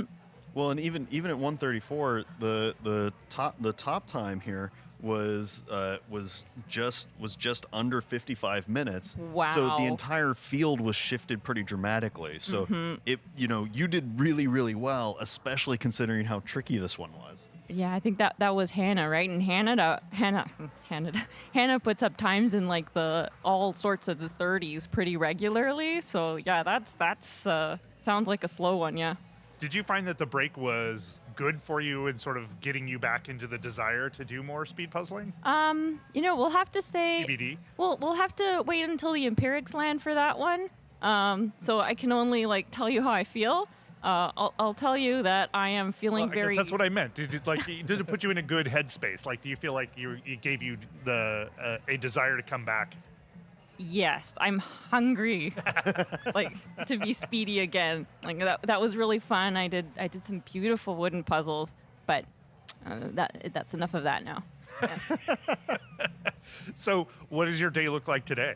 I had no rounds yesterday, so I had both my prelim and my pairs rounds today, as well as teams. So full stack. How do you feel about it? That some people can see that as like a huge amount of work. Other people are like, "Yay, a whole day of puzzling." So where do you fall in that spectrum?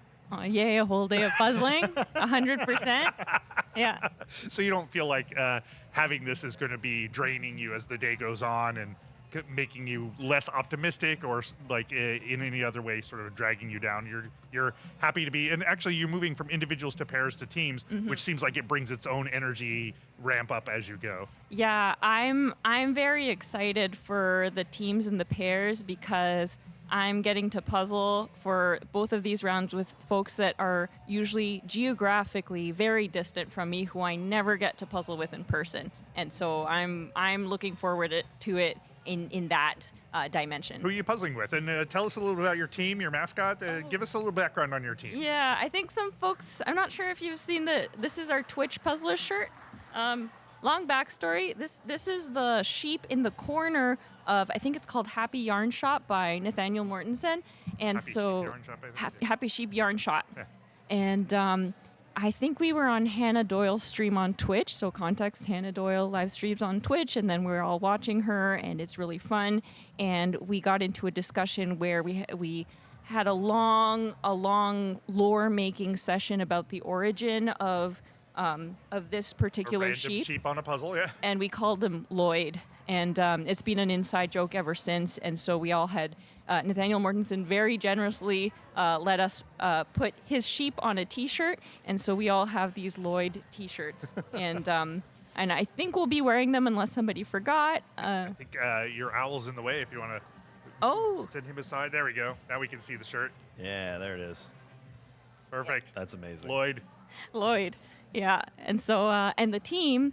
So I'll be in pairs with Kinsey Keltz out of Texas. And then for the teams, it's going to be me and Kinsey and Ashley Bromley and Katie Dilks, we are all on Twitch together. So we all have our Twitch Lloyd T-shirts. That sounds like a really fun team. Mm-hmm. Oh, yeah, I'm looking forward to it. And I hadn't puzzled with Kinsey ever, even though we hang out together all the time. Like, we were around the same speed, so we've done a lot of puzzling together remotely, like where we're sharing screens, but we puzzled together in person for the first time last night, and that was fun. Nice. Did it go well? Yeah, we did the happy hour one for the prelim pairs round 1, and it was tough, but I think we did a really great job. And I think one of the great things about Kinsey, she's a fabulous puzzler, but one thing I like about her is she always solves puzzles in an interesting solve order. And I know this because we've done so many remote sessions. We always go for different sections, and so as a pair, I thought that might work out, and it did. It did. We were drawn to completely different parts of the puzzle. Yeah, it's great when that kind of thing works out. Yeah. Well, I'm super excited for you. I know that you're coming off of the break and getting into finals right away is really, really exciting. Do you have any shout outs you want to give to people before we let you off into the universe? Oh, everybody. Oh, geez.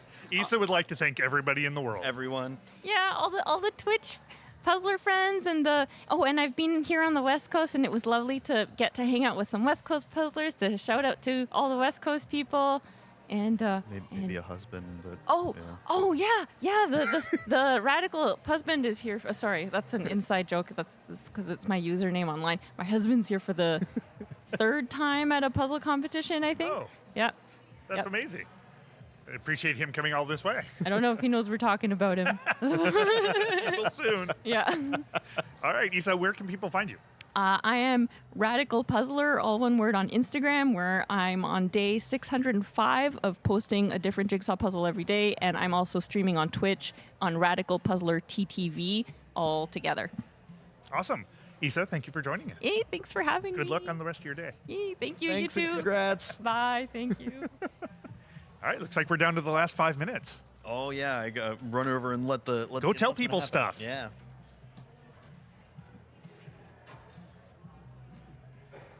All right, puzzlers, we have about 4 minutes remaining, so get as many of those pieces in as you can. We are rooting for you. Finish strong.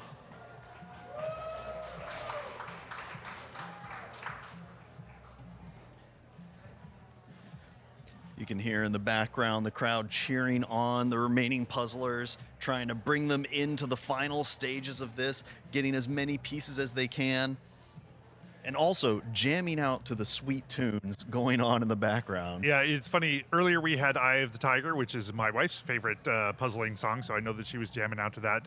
But most of the time I can't actually hear the song, but I can feel it in my feet because the bass is thumping. You know, I feel like that's how most dance music should be done, where you can feel the bass in the feet in order to in order to groove to it a little. Right. Oh man. Yeah, we have about 3 minutes and 20 seconds remaining in this preliminary round. We do have our 20 finalists moving on, but at this stage, a lot of these puzzlers are just trying to either finish within the time limit or make as much progress as they can. On screen now, we can see Brandon Harrington trying to make some moves, has that orange lantern totally built out here, and that's going to be a good anchor point for Brandon to try to branch out from. You can see that pile is split, and ideally it's in a way where they can see just a few more distinct pieces. I think they're trying to get some of those lion bits ironed out, but this is definitely the tricky part of this puzzle, where you're in that middle, where there's some of that, as Mario was mentioning earlier, some of that kind of faded out color that's not super distinct, where those stars kind of overlap with the shades, and it can be really difficult at this stage. The upper right-hand corner, that looks like Aaron, who's using that standing method, trying to bear down on those pieces, intimidating them into going where they belong inside of the puzzle. On screen now, we can see McKenna Arnold down to maybe about the last 30 pieces or so. We're 2 minutes away. McKenna might be able to pull this off. It is going to be really, really close. This is the stage where keeping your nerves under control, making sure that you don't have too many jitters and are really accurate, can come into play. We can see that she's right across from the announcing desk, so we see that she has headphones on. She's probably trying to listen to something to tune us out a little bit. I'm fascinated that she's letting the glasses hang, probably because because those might be for a separate distance, but she doesn't need them at this point. Look at how accurate she is. We have about 1:30 remaining. She might be able to pull this off. I think she can do it. Oh, it's gonna be so close. I love this kind of moment where puzzlers have been going for so long and they are right at the cusp of success. Might be able to pull this one off. It's going to be really close. I'm trying to get a count. 1, 2, 3, 4, 5, 6, 7, 8, 9, 10, maybe 11 pieces remaining. I think we're almost at zero ambiguity, where she's going to be she's going to be able to just pick up a piece and sink it wherever it goes. There is that gap over on the lower right hand side, but she's grabbing that piece and getting those in. We have 50 seconds remaining. Is McKenna going to be able to get this in under the deadline? As down to the last 5 pieces, she's rotating it in just her right hand. Down to the last 4. There are 3 remaining and only 30 seconds in the round. Is down to the last 2, using her hand to search for where that gap is rather than relying on hand. There it is. McKenna finishes. 30 seconds remaining on the clock. And the crowd goes wild. Oh, is she missing a piece? No. Oh, if there's a piece down, there might be a 10-second penalty, but more than enough time even with that. Oh, the camera nice pointing job. out where that was amazing. Good job, cameraman. Wow, that was phenomenal. Gets the piece in under the Way to deadline. go. Congratulations to McKenna. 3, 2, 1. There we go. All right. Congratulations, That takes everybody. us to the end We'll come of by the and we're going to count individuals the heat number remaining 3 pieces. at the Portland Jigsaw Masters 2026. Thank you, everybody who's on the stream watching, everybody who's leaving comments in the chat.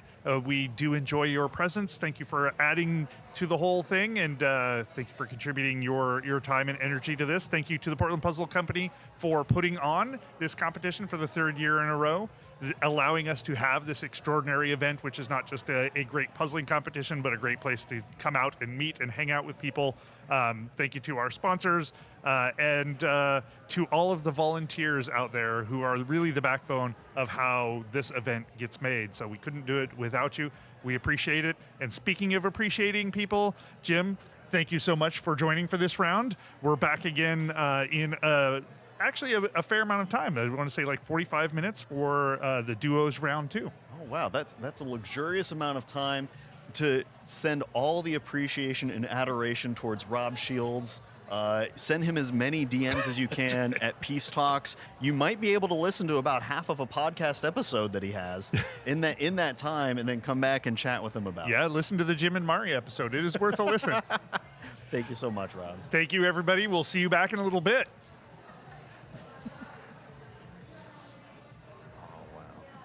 That was such. Every great puzzle starts with great artwork. At Goodway Licensing, we believe great art deserves to be seen. We connect talented artists with trusted brands to create puzzles, diamond painting, and products enjoyed around the world. We've worked with brands like Springbok, Ravensburger, Masterpieces, Sun's Out, and more. Whether you're an artist looking to license your work or a brand searching for exceptional artwork, Goodway Licensing can help bring your next product to life.